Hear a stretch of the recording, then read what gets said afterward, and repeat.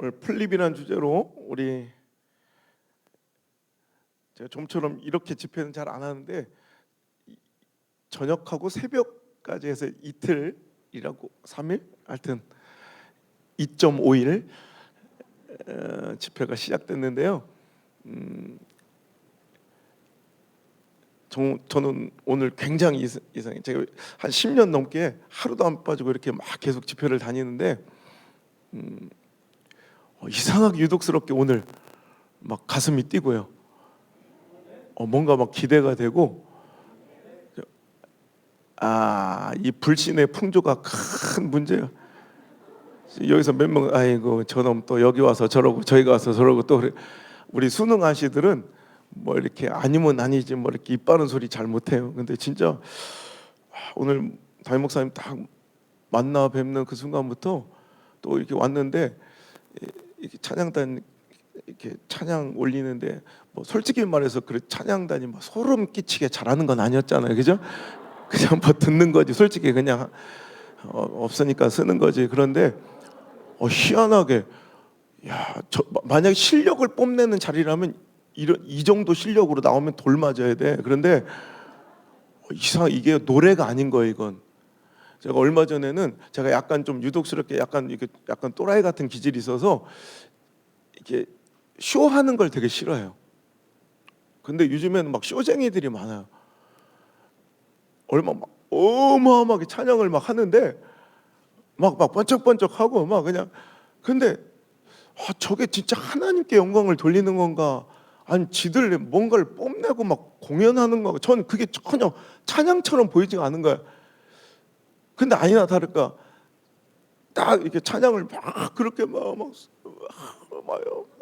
이렇게 하더니, 저 정도로 하나님을 사모하고 그 은혜를 갈망하는 이들이었다면, 자, 그 찬양이 끝나고 딱 하나님 말씀이 선포되면 저런 젊은이들은 얼마나 말씀을 기대하고 사모하며 들을까 했더니 딱 지들 순서 끝나더니 다 나가. 이게 찬양이에요? 그러더니 제가 설교가 일반적인 패턴과는 좀 달라서 웬만한 목사님들이 오시면 끝날 시간들 있잖아, 대충. 그 시간에 한 명이 미어캣처럼 문을 열고 빼꼼 이렇게 쳐다봐. 나 아직도 안 끝난 거예요. 그래서 또 나가. 또 그 다음에 또 빼꼼 또 안 나. 그러더니 나중에 이제 어디 갈 데가 없었는지 한 1시간 반 지나니까 쭉 그 무리들이 아이스 아메리카노를 한 잔씩 들고 뒤와서 이렇게 빨대를 이렇게 빨아먹으면서 이렇게 앉아 있더라고. 그래서 그 다음 날 또 서길래 제가 그랬어요. 저기 내려가라고. 이건 당신들은 공연단입니까? 찬양단입니까? 공연과 찬양은 엄연히 다른 것이, 공연은, 찬양은 그 대상이 다른 거예요. 찬양은 하나님께 드리는 거고 공연은 사람에게 하는 거예요. 받는 영광의 주체가 다른 거예요. 공연은 지들이 영광 받는 거고 찬양은 하나님께 영광 돌리는 거죠. 그래서 당신이 공연단이라면 장소가 잘못됐다. 저 문화회관을 하나 빌리든지 돈이 없으면 길바닥 가서 공연을 하고, 당신이 찬양단이라고 주장한다면 예배드리는 자세가 잘못됐으니 고치면 어떻겠느냐. 그리고 인지상정, 사람 간의 예의도 그게 아니냐. 나는 니들 노래 끝까지 들어줬는데 너는 왜 내 설교 안 들어주냐. 그거에 비하면 여기는 노래도 아니요. 이거는 막 노래도 아니야. 걔들은 노래 겁나 잘해. 근데도 은혜가, 하나님의 임재가 하나도 없더라고. 여기는 노래는 겁나 못해. 근데 하나님의 임재가 있고, 아까 여기 있는데 오랜만에 막 가슴이 막 뜨거워지는 거야. 진짜 성령의 새바람이 막 오늘 불 것 같아. 그러면 끝나는 거예요. 여러분, 결국 어떤 바람을 타느냐가 여러분 우리 인생을 좌우하는 거예요. 제가 호주 멜버른에 집회를 갔더니 잘못하면 떨어져요. 장로님은 오늘 특별한 사명이 있어요.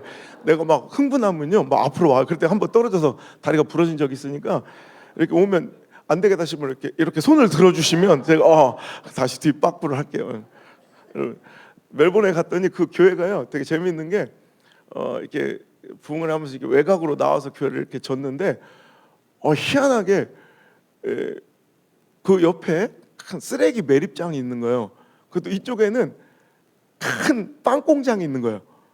그래가지고 바람이 동풍이 부느냐 서풍이냐 부느냐에 따라 동풍이 이렇게 불면 막 그 빵 냄새가 너무 막 그 갓 구운 빵 냄새 있죠. 그 빵 냄새가 들어와서 막 너무 행복한데, 바람이 서풍이 불면 쓰레기 매립장에 그 쓰레기 썩은 악취가 나서 너무 고통스럽더라고요. 그러니까 똑같은 장소에 똑같은 사람들이 모여 있는데 어떤 바람이 부느냐에 따라서 완전히 지옥과 천국을 살 수 있는데, 우리 명성제일은 이제부터 2022년도 지금 세상은요 절망의 바람이 불고 있고, 그죠? 고통의 바람이 불고 있고, 탄식의 바람이 불고 있고, 한숨의 바람이 불고 있고. 제가요 어휘력이 굉장히 뛰어나서 여러분 아멘 할 때까지 나는 끝까지 해요. 그러니까 뭐 네가 이기나 내가 이기나 한번 하지 말고 그냥 아멘 하면 여기서 적당히 끝나는 거고. 여러분 불안의 바람이 불고 있고 통곡의 바람이, 나중에 설교 늦게 끝났다고 뭐라고 하기 없이 자기들이 아멘 빨리 하면 빨리 끝나는 거고. 자, 그런데 오늘 명성제일은 그런 것과 상관없이 소망의 바람이, 희망의 바람이, 평강의 바람이, 성령의 사바람이 오늘 이 비전 축복 성회를 통해 확 불어와서 인생이 뒤집어지고 역전되고 반전이 일어나는 하나님 놀라운 역사의 주인공들 되시길 주님 축복합니다.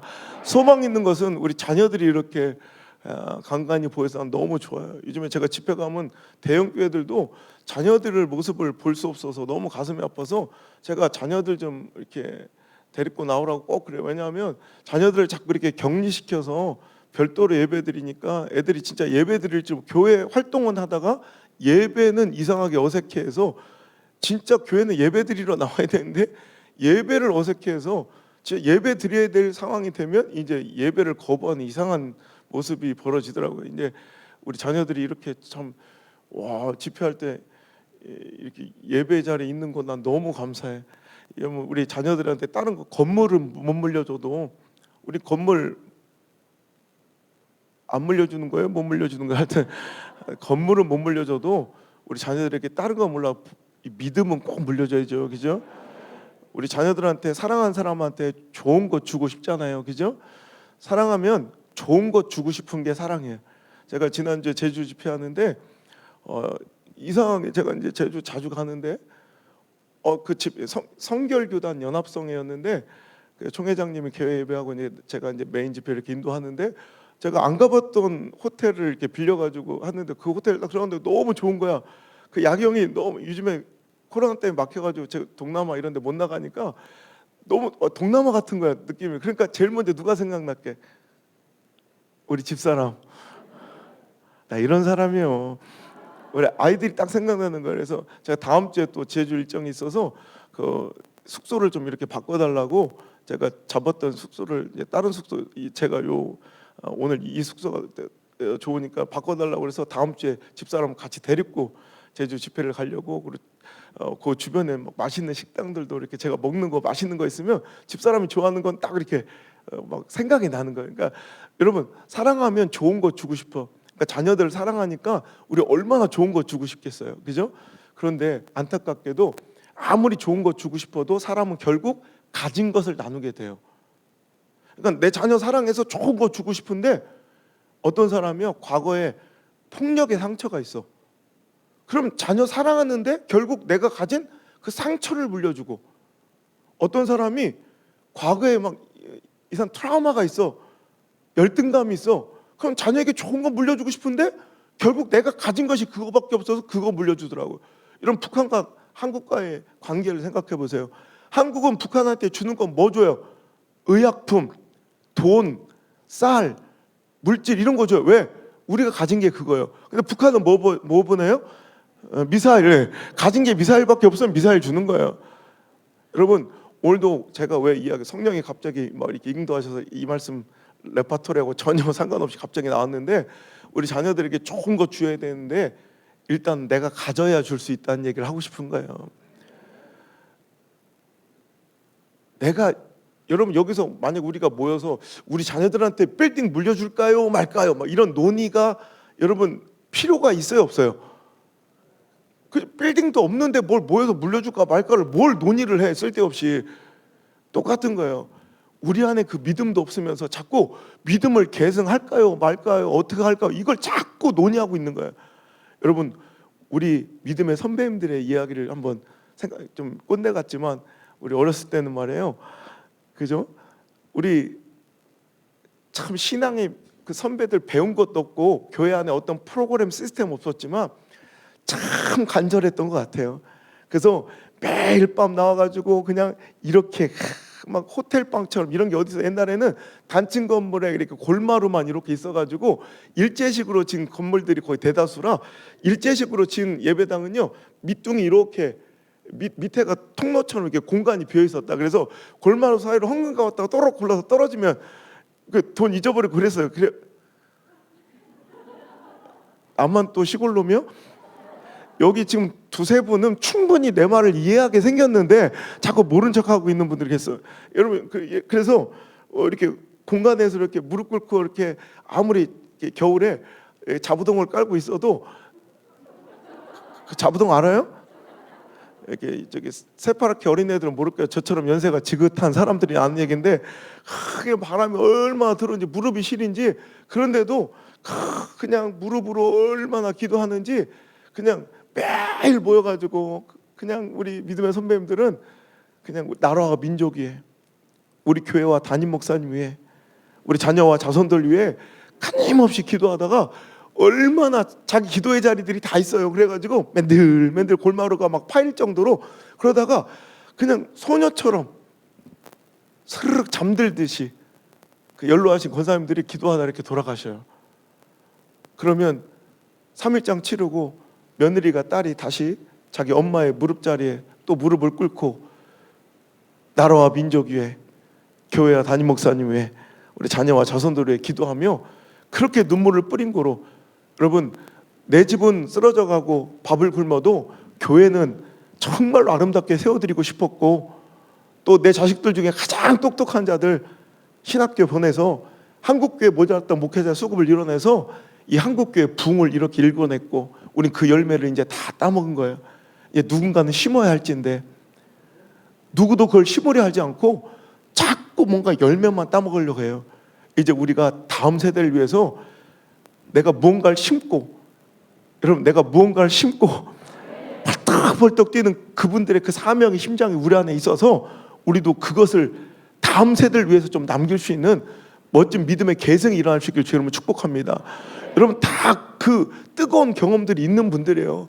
옛날에는 그냥 멀리 내가 교회를 가다가 나 같은 죄인이 어떻게 구원받아 이렇게 예배 자리를 하고 있는지 그 발걸음에서 은혜가 있어. 목사님의 명설교 어떤 예화가 있어야 은혜가 있는 게 아니라 저 십자가 첨탑만 보여도 막 눈물이 흘러서 논바닥에 주저앉아 펑펑 울다가 예배 시간 재촉해서 달려갔던 게 우리 믿음의 선배님들의 예배 모습이고요. 그냥 아버지 천번만번 부를 것도 없이 예배 시간에 갑자기 그냥 아버지 이 한마디에 눈물이 터져가지고 흐르는 눈물을 주체할 수 없었던 게 우리 믿음의 선배님들의 예배였다는 거죠.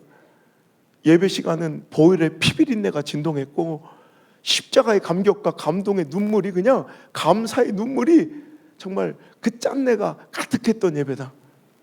근데 10년, 20년, 30년 신앙의 연주와 교회 역사가 한국교회의 큰 부흥을 이뤄내고 나서 뭔가 그 보혈의 피비린내는 더 진동하고 감사의 그 눈물의 감격의 짠내는 더 녹익을 줄 알았는데 어느 순간 뭔가 이것들이 자꾸 희미해지고 자꾸 뭔가를 잃어가는 느낌이에요. 여러분 다른 어떤 더 놀라운 완벽한 프로그램과 시스템이 장착되고 구동돼야 한국교회가 살아날 것이 아니라 우리의 침체된 영혼이 살아나는 것이 아니라 우리 그 본질을 원색적인 그 복음을 그 성령의 새바람을 2020년도 다시 한번 우리 삶 가운데 채울 수 있기를 주의 이름으로 축복합니다. 여러분 그것 다시 회복하면 알아서 하나님 역사하신다는 거예요. 여러분 어느 순간 제가요 시퍼렇게 살아계신 하나님을 증거하는 자로서 소문이 나 있더라고요. 그래서 안홍순 목사 이렇게 치면 시퍼렇게 살아계신 하나님 이렇게 포털 사이트에 시퍼렇게 살아계신 하나님 치면 또 안홍성이 나오는 이런 영광이 어디 있어 세상에 그죠? 근데 어떤 분들은 또 보수적인 어떤 또 한 목사님들은 제가 책을 이제 시퍼렇게 살아계신 하나님을 이렇게 냈더니 또 그 경망스럽게 시퍼렇게가 뭐냐고 그리고 우리 하나님 언제는 죽었다냐? 당연한 말 하는 것 자체가 틀렸다고 또 딴지를 거는 분들이 있어요. 그래서 무슨 말인지는 알겠는데 저는 그래요. 거꾸로 묻고 싶은 거예요. 무슨 말인지 알겠는데 그럼 당신이 하나님이 진짜 시퍼렇게 살아 역사하고 계시냐? 여러분 믿음은요 설명하거나 주장하면 벌써 끝난 거예요. 여러분 사랑을 주장하고 막 상대방에게 설명하기 시작하면 이미 그건 사랑은 아닌 거예요. 그죠? 사랑은 둘이 부부예요? 아닌데 그렇게 앉아있으면 그게 또 이상하지. 그죠? 야 내가 너 사랑해 막 설명하고 주장하고 있는 순간 이건 이상하게 병든 거예요. 이건 사랑하면요 이 감정이 발각되고 들킬 수밖에 없어. 믿음과 사랑은요 주장하고 설명하는 게 아니라 그냥 드러나고 보이는 거예요. 그렇죠? 누님 사랑해봤죠 옛날에? 아주 먼 옛날 사랑에 빠졌을 때 한번 다른 기억은 안 나지만 한번 기억해봐요. 여러분 누님 사랑해봤잖아요 옛날에. 아주 먼 옛날 사랑에 빠지면 희한한 일이 일어나. 여러분 사랑에 빠지면 희한하게 내가 동네방네 떠들고 다닌 것도 아닌데 내 친구들이 대번내 알아. 그죠? 내가 사랑에 빠지면 갑자기 내 친구가 찾아오세요. 어머 지지배 너 연애하는구나 막 이래. 너 어떻게 알았냐? 마치 무당집 딸년처럼 그렇게 잘 맞춰. 그런데 너 어떻게 알았어? 누구한테 들었어? 그러면 그 친구 하는 말이 아이고 누구한테 듣긴 네 얼굴에 써있다. 사랑 좀 해봤나 봐. 누님은 다 아네 어떻게. 여러분 세상에서 감출 수 없는 세 가지가 있다고 그러죠. 해치, 재채기, 그리고 가난, 그리고 사랑은 숨길래도 숨길 수가 없다는 거예요. 막 눈알이 하트가 그려지고 볼때기가 말다가 뭔가 감출 수 없는 들켜버릴 수밖에 없는 여러분 그런 모습에 주변 사람들이 이미 다 알아는 거예요.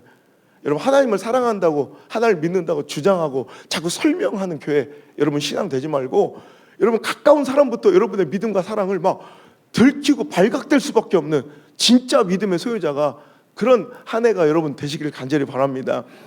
난 복음성가에 들어가도 좋을 만큼 여러분 굉장히 복음적인 노래 중에 뭐 옛날 노래나 잘 모르겠지만 여러분 윤종신이라는 가수 알아요? 윤종신의 환생이라는 노래 알아요? 또 나만 쓰레기야 나만 맨날 세상 노래 듣고 자기들은 막 신령과 진정으로 막 성경만 보면서 마라나타 주님 어서 오십소 이래요. 옛날에 저 대학 다닐 때 유행했던 환생이라는 노래 보면 다시 태어난 것 같아요. 내 모든 게 다 달라졌어요. 그대 만난 뒤로 난 새사람이 됐어요. 그러더니 우리 어머니가 제일 놀라요. 우선 아침 일찍 일어나 그녀가 권해 주었던 노래 듣죠. 뭔지 몰라도 난 그 노래가 좋아요. 제목도 외기 힘든 그 노래. 할 때도 한된 샤워를 하며 그 노래를 즐겨 듣죠. 이런 노래예요. 뭔 얘기냐면 여러분 보세요. 갑자기 한 남자가 사랑에 빠졌어. 그랬더니 여러분 이상한 옛날에는 엄마가 야, 엄마 일어나라 학교 늦었다 그래. 좀 5분 한 게 벌써 10번째다 이놈아. 등짝을 두드려 패야 겨우 일어나가지고 밥상 먹으러 야 씻고 와. 그러면 어제 씻었어. 그러면 야 어제 씻었다고 오늘 안 씻을 거면 어제 밥 처먹고 오늘 왜 처먹냐 막 이렇게 해서 겨우 씻겨야 됐던 이 아들놈이 오늘날부터 이상해진 거예요. 아침에 야 일어나라. 그때 막 문을 열어보니까 아들놈이 없어. 이놈 어디 간 거야 아침에. 근데 갑자기 욕실에서 소리가 들려. 그래서 가보니까 이놈이 시키지도 않는데 샤워를 하면서 뭐 이상한 노래를 틀어놓고 이렇게 그걸 보면 엄마가 딱 아는 거야.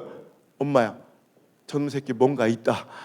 여러분 사랑하니까 가장 자기를 잘 알고 가까이 있는 엄마에게 발각되고 들키는 거예요. 여러분 이거는 그 사람이 자기의 사랑의 진심과 본심을 아침 일찍 일어나는 거로 증명하거나 샤워를 하는 것으로 여러분 주장하는 게 아니에요. 사랑에 빠지면 이런 삶의 변화의 모습들이 나타날 수밖에 없다는 거예요. 무슨 얘기인지 아시죠? 그러니까 행위가 없는 믿음은 죽은 거라고 하는 것은 행위로 구원받는다는 게 아니라 로마서의 그 은혜로다 그 은혜를 진짜 은혜로 믿는 사람들은 야고보서의 그 행동, 삶의 변화가 드러나고 발각되고 나타내어질 수밖에 없다는 거예요. 마치 사랑에 빠진 사람처럼. 오늘 여러분은 세상 사람, 여러분 빛과 소금처럼 여러분의 삶의 현장에서 그 믿음이 드러나고 발각되고 있습니까? 26년 동안 다닌 한 회사에서 제 집회 끝나고 전도를 좀 하자고 그랬더니 은혜를 받은 한 안수 집사님이 가가지고 조심스럽게 자기 동기한테 26년 동안 같이 다녔던 동기한테 야, 너 우리 교회 좀 한번 나와주면 안 되냐 그랬더니 에? 너 교회 다녔어? 이러더라는 거예요. 야, 진짜 스파이도 아니고 26년 동안 숨기느라고 얼마나 애썼을까.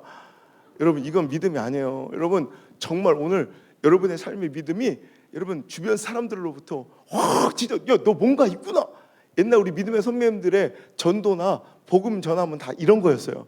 어떤 프로그램 시스템에 의거하고 의존한 게 아니라 그의 삶의 모습을 보고 사람들이 야, 이렇게 절망적인 상황 속에서 그는 감사하고 행복하고 그 역경을 이겨내고 여러분 전진하고 회복하고 그 모습을 보고 야, 나도 네가 믿는 하나님 소개 좀 시켜줘. 네가 다닌 교회 나 좀 데려가줘. 여러분 이렇게 한국교회가 이렇게 부흥한 거지 어떤 프로그램 시스템이 아니라는 거예요. 오늘도 여러분 우리 안에 그 뜨거운 사랑이 하나님과 그 사랑이 다시 한번 회복되는 그런 성회만 되어도 충분히 가치 있고 의미 있는 시간이 될 줄 믿습니다. 다시 태어난 것 같아요. 거듭남. 내 모든 게 다 달라졌어요. 성화. 여러분 이 놀라운 역사들이 여러분에게 있기를 간절히 바랍니다. 시퍼렇게 살아계신 하나님. 여러분 블루 칼라 색감에 대한 이미지가 동양과 서양이 완전히 달라요. 블루 칼라는 시퍼런 파란 이런 칼라는 서양에서는 굉장히 우울감과 노쇠함, 쇠잔함, 침체를 상징하는 색깔이에요. 그래서 여러분 코로나 블루 그러잖아요. 우울증에 걸린 사람은 블루 칼라로 그죠? 또 서양 시 중에 새파랗게 쇠어버린 쇠잔한 수염 뭐 이런 표현들이 많아요. 그러니까 수염을 우리가 하얗게 샌다 그러잖아요. 그런데 그 쇠잔하고 침체되고 노쇠한 걸 푸른 빛깔로 표현할 때가 많아요. 근데 우리나라는 아니에요. 동양 정서 중에 특히 우리나라는 블루 칼라에 대한 색깔이 강력함, 힘있음, 생동감, 살아있음, 능력, 권세 등으로 표현돼. 그래서 우리 날이 시퍼렇게 살아있다. 그죠? 날이 시퍼렇게 서 있다. 혹은 와, 저 집안 아주 서슬이 파랗다 이러죠. 여러분 이게 여러분 서슬이 뭔지 알아요? 서슬은 날카로운 철끝 혹은 깨어진 유리 파편의 날카로운 단면 등을 서슬이라고 해요. 그러니까 이 서슬이 파랗다는 것은 그렇게 날카롭고 날이 서 있어서 누구도 손대고 건들 수 없을 만큼 그 지방과 그 권력이 당대 아주 위세 등등하고 너무 그 권세가 세다라는 걸 표현할 때 서슬이 퍼렇다고 한다고요. 그렇다면 나는 이 표현만큼 우리 하나님께 잘 어울리는 표현이 없다고 생각해요. 우리 하나님은 지금 이 순간에도 명성제일교회도 여러분의 삶 가운데도 시퍼렇게 여전히 살아계신 분임을 믿으시길 바랍니다. 여러분 우리 하나님은 이 성경 안에 활자로 문자로 여러분 갇혀 계신 분이 아니라 어디 전설이나 신화 속의 인물이 아니라 돌문업 가운데 아직도 주무시는 분이 아니라 오늘 내 삶 중에 시퍼렇게 살아서 오늘도 역사하고 계신 분임을 여러분 믿으시길 바랍니다. 그 믿음은 증명될 수밖에 없는데 첫 번째 예배 시간에 증명돼요. 그 하나님 시퍼렇게 살아계신 여러분 그 하나님 오늘 이 자리에 좌정이 계신 거예요. 얼마나 설레겠어요. 내 삶의 모든 것들을 풀어주시고 회복시키실 절대 권능과 능력이 있는 분이 오늘 나에게 오신 거예요. 여러분 얼마나 기대되고 설레겠어요. 오늘 여기 BTS만 와 있어봐. 안 먹히네. 뭐 누구를 해야 돼? 남진? 뭐 송가인? 임영은? 하여튼 여러분 조금만 유명한 셀럽만 여기 와서 앉아 있어도 여러분 의식한다고. 여러분 이게 믿음인 거예요. 그걸 기대한다고요. 여러분 우리 하나님이 이곳에 계세요. 여러분 죽은 자 제사 지내는 이런 불신자들의 모습과 별반 다름없는 전혀 기대감도 설레임도 없는 그런 예배 종교의식으로 꾸역꾸역 드리지 않습니까? 여러분 이제 그분을 만나는 놀라운 여러분 살아있는 성령의 역사의 바람이 부는 그런 예배가 여러분 것 되기를 주님으로 축원합니다. 두 번째, 우리 하나님 시퍼렇게 살아계심을 여러분 믿는다면 두 번째, 예배 시간 외에도 아무도 보지 않는 당신의 방구석, 아무도 보지 않는 곳에서 홀로 있는 당신의 모습을 보면 당신이 과연 진짜 하나님을 믿는지가 드러난다는 거예요. 우리 하나님은 무소부재의 하나님이시라면서요. 계시지 않은 곳이 없는 분이라고 우리가 말은 하면서도 우린 사람의 눈만 피하면, 사람의 시선만 피하면 얼마든지 내가 할 수 있는 일이 있다면 과연 그게 하나님을 믿는 것이냐. 우리 3살짜리 손주가 할아버지 뭐야? 말도 제대로 못하는 3살짜리 4살짜리가 이렇게 쳐다보고 있어도 그 눈이, 그 눈알 2개가 신경 쓰여서 못하는 행동들, 의식되는 행동들, 제약되는 행동들이 있다니까요. 여러분 이게 바로 믿음, 존재의식이 바로 믿음이에요. 오늘 여러분도 아무도 보지 않는 그곳에서도 하나님을 믿는 자 되시길 바라고요. 세 번째, 시퍼렇게 살아계신 하나님을 믿는다면 우리가 절망적인 상황에 놓여 있을 때 당신의 반응을 보면 알아요. 우리 하나님은 나의 목자시래요. 결국은 나를 푸른 초장과 맑은 시냇물가로, 쉴만한 물가로 인도하실 분이란 걸 믿는 거예요.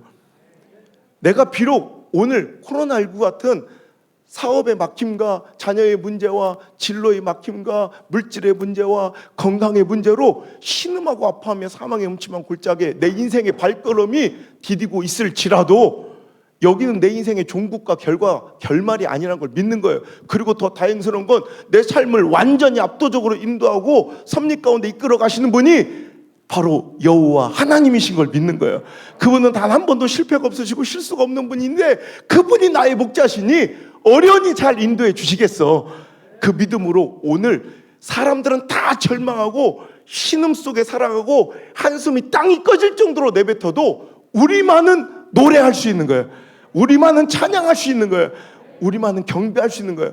여러분 오늘도 하나님의 사람들은, 빛의 자녀들은, 예수 그리스도의 진정한 제자들은 고난이 없는 자, 고난을 잘도 피해가는 자가 아니라 고난을 당해도 감사하고 고난 중에도 찬양할 수 있는 자들, 고난 속에서도 희망을 노래하는 자들이 크리스찬들이지, 예수 믿는다고 이제부터 고난이 싹 사라지는 것이 아니더라는 거예요.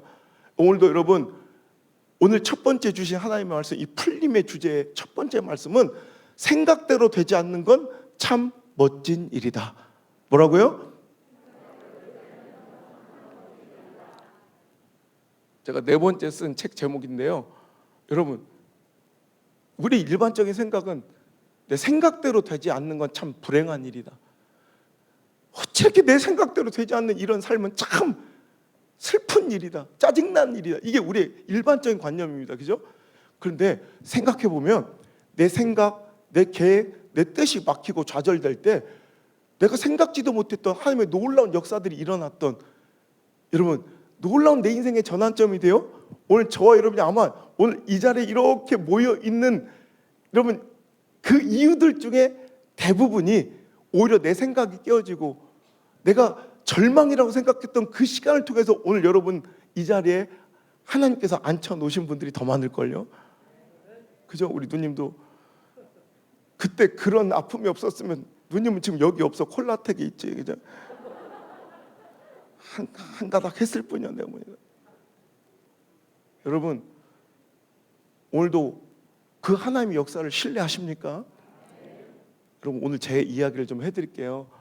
그 가운데 안우성이는 저렇게 살았구나, 너미 얘기처럼 듣고 끝나라는 것이 아니라 여러분 삶 가운데 시퍼렇게 살아계신 그 하나님, 그분을 만나 뜨거웠던 그 첫사랑, 펄떡펄떡 뛰었던 그 심장들이 오늘 여러분 이 말씀 간증을 통해 다시 한번 살아나고 회복되는 기회가 되길 간절히 바랍니다.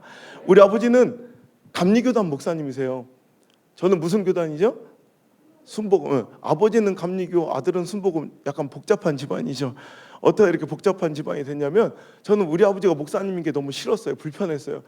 왜냐하면 우리 아버지는 평생을 이렇게 농어촌교회에서 심화하셨다 보니까 동네 사람들이 내가 목사 아들인 걸 다 아는 거야. 이게 얼마나 불편한지 자기들은 모를 거예요. 나는 그냥 평범한, 나도 내 또래 아이일 뿐인데 동네 사람들은 5살 때부터 내 이름이 목사아들인 줄 알아. 나는 호성인데 5살 때 너희 목사아들, 7살 목사아들, 제가 목사아들이라면 그놈께 너무 싫은 거예요. 우리 아버지가 목사님이지 내가 목사가 아니잖아요. 그죠? 저도 태어나보고 알았어 우리 아버지가 목사님인 걸. 그렇죠. 목사님들 계시지만 목사님들은 자기가 서원해서 결단해서 이 길을 가시는 거잖아요. 그 힘들어도 어떡할까? 가야지. 자기가 결정한 길이니까. 사모님들도 그렇잖아. 속아서 시집 온 건 아닐 거 아니에요. 어머 장사한 줄 알았더니 목사나 이러진 않을 거 아니에요. 자기가 결정한 길이니까 가야지 뭐. 그런데 그 목사님 자녀들은 그렇지 않잖아. 자녀들이 주여 저를 목회자 가정에 태어나게 하옵소서 뭐 서원을 했어요. 결단을 했어요. 어찌 보면 나도 피해자요. 여러분 그들도 피해자요. 황당한 거예요. 태어나 보니까 내가 목사들인 거예요. 근데 사람들은 그걸 이해하지 못하고 내 또래들은 충분히 할 수 있는 실수도 용납되지 않는 채 너무나도 이런 무거운 부담감을 짐지우는 거예요. 그러니까 저는 하루라도 빨리 목회자지만 탈출해서 이런 자유롭게 사는 게 내 꿈이었답니다. 그러니까 저는 공부를 너무 잘해서 선생님들이 몇십 년 지나서 저를 다 기억할 정도로 그렇게 좀 영특한 사람이었어요. 그래서 선생님이 기억하는 안성을 기억하는 모든 선생님들은 제가 서울대 나와서 판검사하고 있을 거라고 생각을 해요. 저 목사님 이렇게 생각해요. 저는 이 시대가 코로나가 문제가 아니에요. 이 불신의 풍조가 먼저 잠재워져야지. 어째 그리스도인들의 눈알에 의심이 그냥 가득 차가지고 저 뒤에 있는 분들은 내가 그렇다 치고 장님 보세요. 앞에 있는 분들은 내 눈알이를 보세요. 총기가 있나 없나 알지도 못하면서 제가 한 도시 연합성을 인도하다 보면 교회도 안 다니던 분들 중에 우리 선생님들이 저를 기억하고 포스터만 보고 찾아오신 분들이 있어요. 제가 청주에서 우리 충북노회 전체 연합성에 이렇게 인도할 때 그때도 한 선생님이 찾아오신 거예요. 그러니까 교회를 안 다니는 분이라 선뜻 그 예배 집회 현장으로 들어오지도 못한 채 이렇게 밖에 서 계시니까 주최 측에서 저 강사님 누가 손님이 찾아오신 것 같다고 그 나가 보니까 백발이 허연 노인분이 내 선생님이라고 주장을 하고 계신 거예요. 난 전혀 기억이 안 나는데 근데 얘기를 나누다 보니까 우리 선생님이 맞아. 내 어렸을 때 에피소드를 다 아시고 제 출신 학교를 다 아시더라고. 내가 자기 제자인 게 확실해지자 갑자기 내 가슴팍을 막 후려치면서 막 그렇게 서럽게 오시는 거예요. 야 이놈아 네가 어쩌다 이놈아 검사가 안 되고 이놈아 판사가 안 되고 이놈아 목사가 돼서 왔느냐 그러면서 인생 조졌다고 그렇게 슬피 우시는 거예요. 조지다는 표준어예요. 예. 여러분 보세요. 그러니까 교회를 안 다니는 분의 입장에서는요 목사는 판사 검사 한참 아래 장사 동사 다음이 목사예요. 그러니까 자기가 볼 땐 실패한 인생 같은 거예요. 그래서 저놈이 어떻게 먹고 사나 싶어가지고 저 구석쟁이 딴생 처음 여러분 교회 예배 현장에 온 거예요. 근데 아이고 뭔지 모르겠지만 자기 제자가 뭐라 한마디 할 때마다 수천 명이 아멘 아멘 하니까 막 그때부터 보기 좋은 거예요. 느낌이란 게 있잖아요. 자세히 몰라도 뭔가 잘 풀린 것 같잖아요. 그러니까 그때부터 막 너무 행복해진 우리 선생님이 자기 제자를 막 도와주고 싶어하면 굴뚝 같은데 어제까지 절 갔다 오신 분이 뭐라고 했어요. 근데 창피해 죽을 뻔한 게 내가 뭐라 했으니까 아멘 수천 명이 다 끝나는데 자꾸 저 구석장에서 누가 엇박자로 월소 이러고 있는 거예요. 그러니까 우리 선생님이요. 다른 사람들은 내가 뭐가 될 거라고 기대하고 소망하셨는지 모르겠지만 저는요 한 번도 직업을 꿈으로 장래 희망으로 가져본 적이 없어요. 전 국민학교 때부터 장래 희망을 써라 하면 항상 똑같아. 행복한 가정. 저는 평범한 삶이 행복이라고 생각했어요. 내 친구들 다 하는 휴가 때 놀러 가고 명절 때 쉬고 뭐 이렇게 가족끼리 막 맨날 이렇게 우리 집은 그런 게 없었거든. 옛날에 우리 믿음의 선배님들 특히 목회 선배님들은 진짜 보통 힘들었던 게 아니에요. 특히 도시 목회하고 또 농촌 목회는 더 달라가지고요. 농촌에 이 옛날 우리 몇십 년 전 우리 목회하시는 우리 선배님들은 진짜 목회만 잘하고 설교만 잘하면 되는 게 아니야. 그 시골 목회는 뭐 오만 걸 다 해줘야 돼. 이거 자꾸 이해하게 생겼는데 자꾸 모른 척하는 사람 있어. 여러분, 속 아픈데 목사를 왜 불러? 속 아픈데 새벽에 막 사택문을 막 박살낼 정도로 막 목사님. 우리 소가 이상해요. 우리 소가 그 우리 아버지가 그 새벽에 잠바 입고 알았슈 그럼 막 나가. 아니 자기가 뭘 한다고 나가 거기를. 난 지금도 궁금한 거야. 아버님 그 새벽에 잠바 입고 나가서 뭘 하고 오시는가 도대체. 소뿔을 잡고 기도를 하시는가 소 대가리 안수를 하시는가. 하여튼 우리 아버지 속 아파도 나가야 돼요. 거기다 우리 아버지 수의사뿐만 아니라 또 장의사요. 온 동네 장례만 터지면요, 교회를 안 다녔던 분 같은데도 아이고 목사님 저 아랫마을 철수 아버지가 가시오. 아이고 알았시오. 가가지고 장례 절차를 이렇게 진행해 주시는데, 지금처럼 예식장 가가지고 이렇게 가운 입고 이렇게 딱 예식만 해주면 되는 게 아니라, 당시에는요 시신 수습부터 염부터 다 해줘야 돼요. 목사님이 나 옛날에 태어났으면 목회 못했을 것 같아. 옛날에는요 우리 아버지 첫 목회지가, 우리 아버지도 귀한 하나님의 부르심이 있어서 모든 거 다 그냥 하나님께 바치고, 아버지가 서운하셔서 일부러 교회가 있는데 목회자를 기다리고, 옛날 이런 교회들 많았거든요. 목회자가 없어서, 그래서 영수제도도 있고 그랬잖아요. 목회자를 간곡히 기다리는 교회를 만나면 내가 거기를 목양지로 알겠습니다 해서 아버지가 일부러 찾아간 곳이, 산을, 저 충남의 공주의 저 산속에 산을 2개를 타넘고 들어가서 버스도 안 들어오고 전기도 안 들어오는 그런 동네. 그 동네 내가 한번 우리 금이 한양 이렇게 공주 연합성에 한번 하고 이렇게 찾아갔더니 아유 지금 뭐 엄청 잘나졌다. 근데 아직도 그 동네 어르신들이 그런 얘기, 거기는요 6.25 동란 끝나고 3년 뒤에 알았대. 그건 약간 거짓말 같아. 아무리 대포를 조용히 쐈어도 소린 들었겠지. 원래 충청도 분들이 은근하게 뻥이 세요. 하여튼 그런 동네였어요. 진짜 전기도 안 들어오고 버스도. 그래서 우리 아버지 어머니가 이렇게 메고 온 이사 나는데 냉장고란 물건을 처음 봤다는 거예요. 냉장고만 있으면 뭐하냐, 전기가 없는데. 그 찬장으로 썼대. 찬장으로.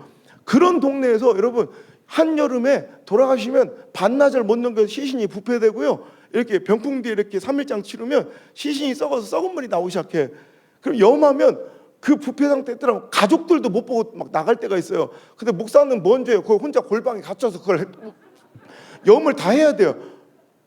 근데 염도 또 똑같이 하면 안 돼. 왜냐하면 또 세상 그 염 하시는 분들하고 똑같이 하면 좀 덜 경건해 보였는지 옛날에 참 고생 많아서 별거 다, 시체를 이렇게 말아 가잖아요. 이렇게 말다가 가끔씩은 이렇게 가랭이 이렇게 빼서 여기다 십자가로 묶어줘야 돼. 이렇게 그래야 기독교식 염이 되는 거예요. 우리 아버지가 그거 굉장히 잘하셨어요. 그래서 우리 아버지가요 그 기독교식 장례 예식 세미나를 많이 하셨어요. 젊은 목사님들 이렇게 대상으로. 갑자기 젊은 부교육자들이 갑자기 담임 목사로 가는데 장례 터지면 당황하는 경우가 많으니까 우리 아버지께서 조그만 책자도 만드시고 이렇게 해서 실습을 몇십 명씩 앉혀놓고, 자 잘 보세요. 자 이럴 때는 자 시신을 이렇게 뭐가지 이렇게 좀 들고 맞추고 한 다음에 자 감어, 그렇지, 계속 감어, 자 가랭이로 빼서 십자가 묶어, 막 이렇게 실습을 해주시는 거예요. 근데 그때마다 우리 아버지 앞에 널찍한 테이블이 놓여 있는데 거기 항상 우리 엄마가 누워 있는 거예요. 우리 엄마가 시체예요. 아마 전국에서 자기 엄마 염을 300번 이상 본 사람은 저밖에 없을 거예요. 그러니까 여러분 우리 아버지는 수의사에 장의사에, 정말 아버지 없는 집에는 아버지 역할, 자식 없는 집에는 자식 노릇 하시느라고 불철주야 뛰어다니며 정작 제 졸업식에는 한 번도 못 오시는, 우리 아버지 은퇴하실 때까지 우리 교인들 중에 아버지 없는 집 아이 졸업식에 매번 가셨어요. 그래서 그 아이 이렇게 기 살려주시고 이렇게 선물 사주시고 꽃다발 사주시고 짜장면 사주시는 게 아버지는 항상 일이시라 정작 제 졸업사진에는 아버지가 없어요. 난 이런 게 싫었어. 빨리 그냥 나는 성공해서 그냥 탈출하고 싶었던 거예요. 그러니까 우리 엄마 아빠가 그렇게 원하셨던 신학교는 제가 거절하고 몰래 엄마 아빠 허락도 없이 서울에 있는 명문대학교 다 제가 거절하고, 왜냐하면 이제부터 난 경제적으로 독립하다고 혼자 선언을 하고요. 이제 가난한 시골교회 그 목사 아들이 이 서울로 유학을 와서 생활비를 내가 감당을 못 하겠더라고. 근데 다행히 뭐 이 지방에서는 그게 가능할 수 있을 것 같더라고. 그래서 제가 모든 등록금은 장학금으로 다 해결하고 아르바이트 용돈을 벌어가지고 모든 책값, 뭐 교통비 막 다 해서, 그때부터 저 고등학교 3학년 2학기 때부터 부모님께 10원도 안 받아요 지금까지. 그러니까 그때부터 난 자유함을 누리고 싶어서 엄마 아버지 막, 그래서 제가 우리 아버지 마지막 목회지가 충청북도 이 청주 인근의 아주 시골 마을이었는데 거기서 가장 좋은 국립대학에 제가 장학생으로 들어가서 정치 외교학을 공부하면서 이제 그때부터는 너무 행복한 게 버스 타고 1시간 반 이상을 나가야 대학교가 와. 그러니까 내가 입만 다물고 있으면 우리 아버지가 목사인 거 아무도 몰라. 너무 행복한 거. 여러분 그러니까 여러분 제일 이 자유를 누리니까 제일 먼저 해보고 싶은 게 뭔지 알아요? 이기고 살아보는 거. 목사들은 맨날 져야 돼. 양보해야 돼. 그게 너무 싫었어요. 그러니까 우리 교회에서 제일 무서운 놈이 누구냐면 세성도 아들내미. 분명히 그놈 학교에서 나한테 꼼짝도 못하는데 걔가 잘못했는데도 아버지한테 질질 끌려가서 걔한테 사과를 해야 돼. 걔 교회 안 나오면 어떡할 거냐고. 그럼 맨날 사과하고 양보하고. 제 상처가 있었던 게 초등학교 4학년 때요, 여름 성경학교가 열렸어요. 그런데 그때 저는 매번 반복되는 이제 교회 행사니까 다 당연히 참석해야죠. 그런데 와, 그때 너무 마지막에 행운권 추첨 순서가 있는데 그 여름성교 시작부터 이렇게 애들 꼬시려고 이렇게 알려주는 거예요. 이런 선물이 걸려있다. 그러면 이제 초청장 옆에 구팅이 찢어가지고 이렇게 저 뽑는 거 있잖아요. 근데 그때 내가 너무 갖고 싶었던 그 장난감 총이 있는데 그 2등 상품에 걸려있는 거예요. 이건 난 하나님의 응답이라고 생각했어요. 우리 엄마 아빠 사줄 리 만무한데 이런 방법을 통해서 하나님께서 나에게 역사하시려고 그때부터 나 진짜 철야 기도를 들어갔다니까. 하나님 나 저것만 주시오. 나 1등도 필요 없다고. 하나님 나 저거 주시옵소서. 내가 진짜 최선을 다해 온 마음 다해 전심으로 정말 주님께 갈망하며 예배할 테고 성령 연수하고 내가 최선을 다해 내가 참여할 거니까 하나님 저거 2등 나 저거 달라고. 이렇게 내가 간절히 기도해 본 적이 없어요. 그리고 첫날부터 여름상교 끝날 때까지 항상 모범적으로 앞에 서서 막 열정적으로, 아직도 주제가 생각나. 그날 주제가 성령의 9가지 열매였어요. 막 그냥 막 쾌구로 많이 하고 막 그냥 막 어떻게든 그걸 하나님 보신 거예요. 마지막에 행운권 추첨 순서가 있는데 우리 교회가 조그만 시골 교회니까 부목사님도 없고요. 담당하던 담당 부장 집사님이 현금함에다가 이렇게 너가 슥 져가지고 자 뭐 3등 받고 5등 막 행운상 막 이러고 다 필요도 없어. 난 2등 고지 2등. 자 2등 68번. 내 번호야. 할렐루야. 난 우리 하나님 시퍼렇게 살아계신 걸 그때부터 믿기 시작했어요. 진짜 얼마나 감격스럽던지 막 진짜 내가 눈물이 나는 거야. 막 할렐루야 나가는데 갑자기 그 부장 집사님이 안드레야? 예. 제 어렸을 때 이름은 안드레거든요. 안드레야? 그랬더니 다시 눕는 거야. 목사들은 받으면 안 된대. 너무 아직도 그게 너무 상처예요. 나도 그냥 초등학교 4학년짜리 애잖아 그냥. 근데 목사들은 받으면 안 되는데 지가 뭔데 하나님 나에게 주신 그 역사를, 하나님과 나와의 관계 효본데 지가 뭔데 그걸 방해해, 이 악한 세력이. 그래서 제가 우리 아버지가 교회 건축을 이렇게 개척하시고 건축을 많이 하시 10개 정도 성전 건축을 하셨는데 그래서 그 복을 다 제가 받고 있는데 아버지 심하셨던 교회들을 제가 다 가서 창립 뭐 몇 주년 뭐 하면 제가 시간이 안 돼 3일 집회 못 가면 하루라도 이틀이라도 꼭 다 가드리려고 노력을 해요. 근데 유일하게 안 간 교회가 있어요. 그 교회. 거긴 내가 왜 안 온지도 몰라. 제가 앞에서 막 이렇게 미치도처럼 활발하고 그래도 진짜 제 실제 성격은 아주 극소심한 트리플 A형이에요. 그래서 저는요 뭔가를 확 이렇게 의견을 표현하고 이걸 잘 못해. 그러니까 제가 이렇게 집회 이렇게 돌아다니 보면 야 신기해. 세상 너무 좁아요.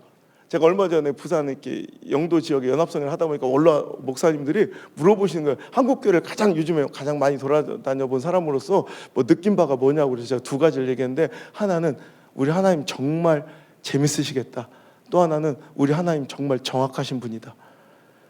곳곳 각처에 이 희망 없다고 절망한 탄식 소리 넘쳐나는 이 한국 교회 가운데도 각국 막 전국 곳곳에 하나님 기뻐 쓰시는 교회와 성도들과 목사님들이 너무 많더라고. 그래서 우리 하나님 얼마나 저분들과 역사하신 우리 하나님 얼마나 재밌으실까. 또 하나는 우리 하나님 너무 정확하신 분이야. 무서울 만큼 정확하세요. 지금 단기적인 시선으로는 하나님의 공의가 실현되지 않는 것 같고 악한 놈이 더 잘 되는 것 같아도 한 대만 지나가고 제가 그 자녀들 자손들 전국 전 세계를 다 만나요. 그럼 정확해요. 그 믿음의 열매들을 다 받고 있더라고. 근데 어떤 때는 여러분 우리 아버지를 목회 현장에서 굉장히 힘들게 했던 가정도 있을 거 아니에요. 좋은 성도도 있지만 여러분 한 목회자가 한 교단에서 은퇴할 정도 되면 거의 신선이에요. 신선. 하도 많은 일을 당해봐서 웬만한 일에 감정 표현 하나 없어요. 그런 분이 아직도 이름 석자 되면 미간을 찌푸릴 정도로 아버지가 고통, 목회 중에 아픔이 되었던 그런 가정도 있을 거 아니에요. 그 가정 자녀들 통합측인데 한 대형교회인데 만났어. 그 자식놈을. 근데 나랑 겁나 친한 친구, 내가 좀 유명해지니까 갑자기 사람들 앞에서 나랑 친해요. 그럼 내 팔짱을 딱 끼는 거야. 그러면 뭐야? 이래야 되는데 그걸 못 하는 거예요. 나 이게 아직도 후회스러운데 이러고 있었어. 그냥 야 사진 찍어 막 이래. 지가 뭔데. 그 사진을 찍는데 그래도 저는 가만히 있지 않아요. 저 안호성이야. 제가 사진을 찍을 때 저는 저만의 복수법이 있어요. 사진 찍을 때 이렇게 찍잖아요. 이렇게. 저는 그런 놈들하고 사진 찍을 때는 이렇게 하지 않아요. 손가락 약간 굽혀. 내가 완전히 당신과 이렇게 하지 않아. 이렇게. 그때부터는요, 대학교 가가지고 그냥 조금만 이제 부딪히고 조금만 마음에 안 들면 그냥 막 싸우는 거야. 두드러 패고. 이게 막 너무 이게 내 안에 막 응어리진 게 많았는지 그리고 또 해보니까 또 곧잘 잘해. 내가 거기 소질이 있더라고. 그러니까 막 주변에 사람들이 몰려들고 또 나쁜 무리들하고 또 어울리고 그러면서 그때 어머니 아버지 굉장히 많은 고통과 한숨의 주인공. 혹시 여러분 자녀의 문제로 꼭 이런 부류가 아닐지라도 여러분 자녀의 문제로 지금 속상하고 고민하는 분들이 있다면 이 성령의 감동을 지금 선포합니다. 걱정하지 마십시오.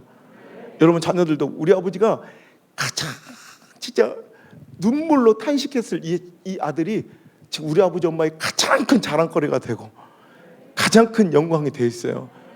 오늘 갑자기 어디 가서 다 내가 이런 얘기 하는 게 아니에요. 오늘 갑자기 성령의 감동을 말씀드릴 때 여러분 자녀가 여러분의 가장 영광에 존귀함에 여러분 하나님 살아계시면 간증거리로 사용될 줄 믿습니다. 걱정하지 마시고 기도한 자의 여러분 자녀는 결단코 망하는 법이 없음을 믿으시고 오늘도 여러분 당당하게 그 자녀에서 더 기도하시고 눈물 뿌리시고 순종하시고 헌신하시고 여러분 하나님 뜻을 쫓아 살아가시면 저를 붙드신 이 쓰레기 같은 안호성 목사를 사용하는 우리 하나님께서 당신의 자녀를 붙들어 주실 줄 믿습니다. 할렐루야. 여러분 뭘 상상하시든 그 이상의 쓰레기 같은 제 인생을 살았어요. 얼마 전에는 또 교도소에 출소한 이 조직 폭력배들이 저한테 연락이 자주 와요. 내 마음을 알아주는 건 당신밖에 없을 것 같아. 전화했다고 막 그러면서 어떤 분은 네 과거를 폭로하겠다고. 요즘 보니까 TV도 많이 나오고 국민일보에 맨날 실리던데 그 내가 책에 썼어요.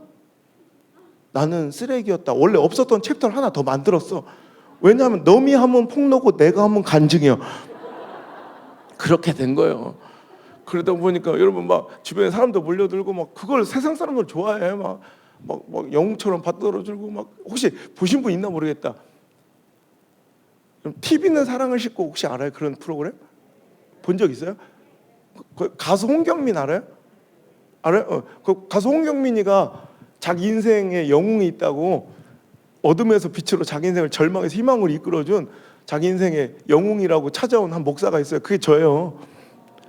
거기 보면 막 옛날에 그 전설 같은 이야기들이 막 나오는데 하여튼 그렇게 살아가면서 막 너무 난 그게 자유하고 행복. 거기 나오는 교회는 우리 교회가 아니에요. 근데 그 방송 놈들이 이상하게 편집을 해가지고 그 찌질했던 홍경민 이렇게 화려해지고 그 화려했던 안호성 선배 이렇게 찌질해서 이런 프레임을 더 씌운 건 나한테 방송 놈들이 하여튼 우리 교회는 뭐 그 정도 아니에요. 하여튼 그런데 하여튼 그렇게 해가지고 막 화려하게 살고 막 행복하게 난 이게 자유롭게 살다가 저는 이제 또 공부도 열심히 해가지고 또 영국 런던으로 또 유학을 떠났어요. IMF 터졌을 때 그렇게 힘들었을 때 유학생들이 유학을 끝내고 도망치고 다시 돌아가야 될 때 저는 거기서 이제 혼자 버티면서도 정말 열심히 일도 하고 법적으로 허용되는 아르바이트 그 이상의 또 험한 일 막 또 힘든 일 다 맡아가면서 부모님께 손 안 벌리고 그 어려운 환경 속에서도 런던이 얼마나 물가가 비싸요. 그런데도 버텨내느라 그래도 저는 막 행복한 거야. 공부도 열심히 하고 또 막 아르바이트도 막 많이 하다 보니까 잠잘 시간도 부족하고 너무 몸이 힘든 거예요. 그래서 그런지 자꾸 이렇게 통증이 이렇게 다리에 이렇게 오기 시작하는데 난 뭐 열심히 일해서 그런 뭐 근육통인가 보다 했는데 이 통증이 점점 배로 옮겨지는데 나중에 이 통증이 얼마나 심한지요. 내가 버스 배를 이렇게 눌러놓고 내가 내려들 버스탑을 지나치는 거 못 걸어가서 이런 일이 종종 계속 있어지고 그래서 병원을 찾아갔더니 영국의 의료제도는 우리나라와 달라가지고 굉장히 많이 기다려야 되는데 글쎄 의사 선생님이 아무래도 심각한 문제가 있고 우리나라 의료 그런 현실상 당시 같은 유학생들은 이렇게 하다가 위험할 수도 있겠다고 저한테 학업을 중단하고 우리나라로 귀국하라는 권면을 해주는 거예요. 그래서 제가 제 모든 스케줄, 내 계획 다 무너지고 그냥 갑자기 실려 나온 거지. 한국으로 내 모든 생각과 계획들이 다 틀어져 버리고 그냥 한국으로 실려 나왔더니 거기서 만나는 의사 선생님들이 오진을 막 반복하면서 계속 원인도 찾지 못한 채로 사람은 엉망이 되고 막 구멍이랑 구멍에 호수를 다 끼고 식물인간처럼 이 병원 저 병원을 전전하게 되는데, 아니 못 고치면 퇴원이라도 시켜줘야지. 그냥 붙들고만 있는 거예요. 다 됐다 하면서. 혹시 의사 선생님 계세요? 의사 선생님 없어요? 너 의사야? 근데 왜 손을 왜 들어 갑자기? 누가 봐도 아니게 생겼는데 자꾸 이렇게 속에 큰일 난다. 나 목사한테 혼난다. 없죠? 예. 자, 그래 아버지가 의사다. 없죠? 예. 저 의사놈들이 막 오진을 막 반복하면서 막 나를 막 빨리 놔주기라도 해야 되는데 그냥 점점 죽어가는 거예요. 우리 엄마가 결단을 하신 거예요. 도저히 이래 안 되겠다 싶었는지 사설 앰뷸런스를 불러서 침대째 그냥 옮겨버린 거예요. 이렇게 호수 꽂은 채로. 그래서 그냥 다른 병원을 옮겼더니 깜짝 놀라요. 그때서 아니 사람이 어떻게 이 모양 이 꼴이 될 때까지, 지금이야 생각해보니까 다 섭리, 하나님의 계획 가운데 이루어진, 그 눈을 어둡게 하신 것도 하나님의 뜻이라고 이제는 이해가 되지만 너무 속상했어요. 아니 사람이 어떻게 이 모양이 될 때까지 참았냐고. 수술을 했어도 벌써 했어야지. 그럼 뒤늦게 그 병원에 옮겨줘서 그때서야 수술을 해서 개복을 해서 뚜껑을 열었더니 글쎄 배 안에 고름이 꽉 차 있는 거야. 어찌 내가 지금까지 집회를 몇천 개에 다녔는데 이렇게 절망적인 분위기 처음이네. 아니 사람이 배에 고름이 차 있으면 아니 사람 죽어간다는데 어떻게 눈알 막 껌뻑 그게 네 배지 내 배냐. 아니 어떻게 그리스도의 사랑이, 아니 난 자기들 축복하고 잘 되라고 그렇게 기도를 해줬건만 어떻게 남이 아프다는데도. 다시 NG. 자 이거 편집을 해서 생방송 나가는 건 어쩔 수 없고, 자 다시 동영상 올릴 때 이 부분을 좀 편집해. 이러면 오해해요. 다른 교회에서 명성제일교회 사랑 없다고. 자 NG. 내가 물 한 잔 마시고 다시 할 테니까 여러분들 인간미와 그리스도인의 사랑을 좀 표현해 주시길 바랍니다. 내가 물 한 잔 마시고 다시 할게요. 이거 어째 이렇게 너 지금 이게 사람들이 냉정해 그래. 자 우리 편집점을 잡기 위해서 자 슬레이트 박수 하나 둘 셋. 세 번을 외쳐 또. 마지막 도착한 병원에서는요 뭘 아는 것처럼 그래요. 처음 얘기하는 건데 뚜껑을 열어봤더니 글쎄 배 안에 고름이 꽉 차. 내가 오기 전부터 들었어요. 명성제일교회 사랑이 많은 교회라고. 근데 그 고름 때문에 몇 달 동안 장기들이 손상될 만큼 손상돼서요 흐물흐물 녹아서 손만 대도 장이 터지는 거야. 약간 이거 아침마당이요 뭐요 느낌이 약간. 그래서 그 약해 빠진 장에 장 결핵균이 들어와서 구멍을 다 뚫어놨어요. 그래가지고 내 안에 이 장 내에 있어야 될 좋은 유익균들까지 다 쏟아져 내려서 장이 이 활동을 못하고 거의 역할을 못하는 정도로 발견이 되자 의사 선생님이 수술을 하려고 열었다가 닫은 거야. 그냥 어떻게 할 수가 없다. 왜냐하면 괜히 잘못 만져서 터져버리면 자기가 덤탱이를 써야 되니까. 근데 그렇게 그냥 닫을 수 없으니까 이 일반적으로 장에 고름이 꽉 차 있으면 장기를 이렇게 드러내고 깨끗이 닦고 그다음에 눈 다음에 다시 꼬매야 돼. 그럴 수가 없는. 만지기만 해도 터지니까, 잘못하면 터지니까 여기다 이제 구멍을 하나 이렇게 뚫어놓은 거예요. 지금 요 만져지는데 장님 한번 만져보세요. 여기. 그죠? 예. 쑤시지 마. 아파 죽겠어. 만지기만 하면 되지 뭐 이렇게 쑤셔. 예. 또 누님들 또 그걸 또 부라. 나도 한 번만.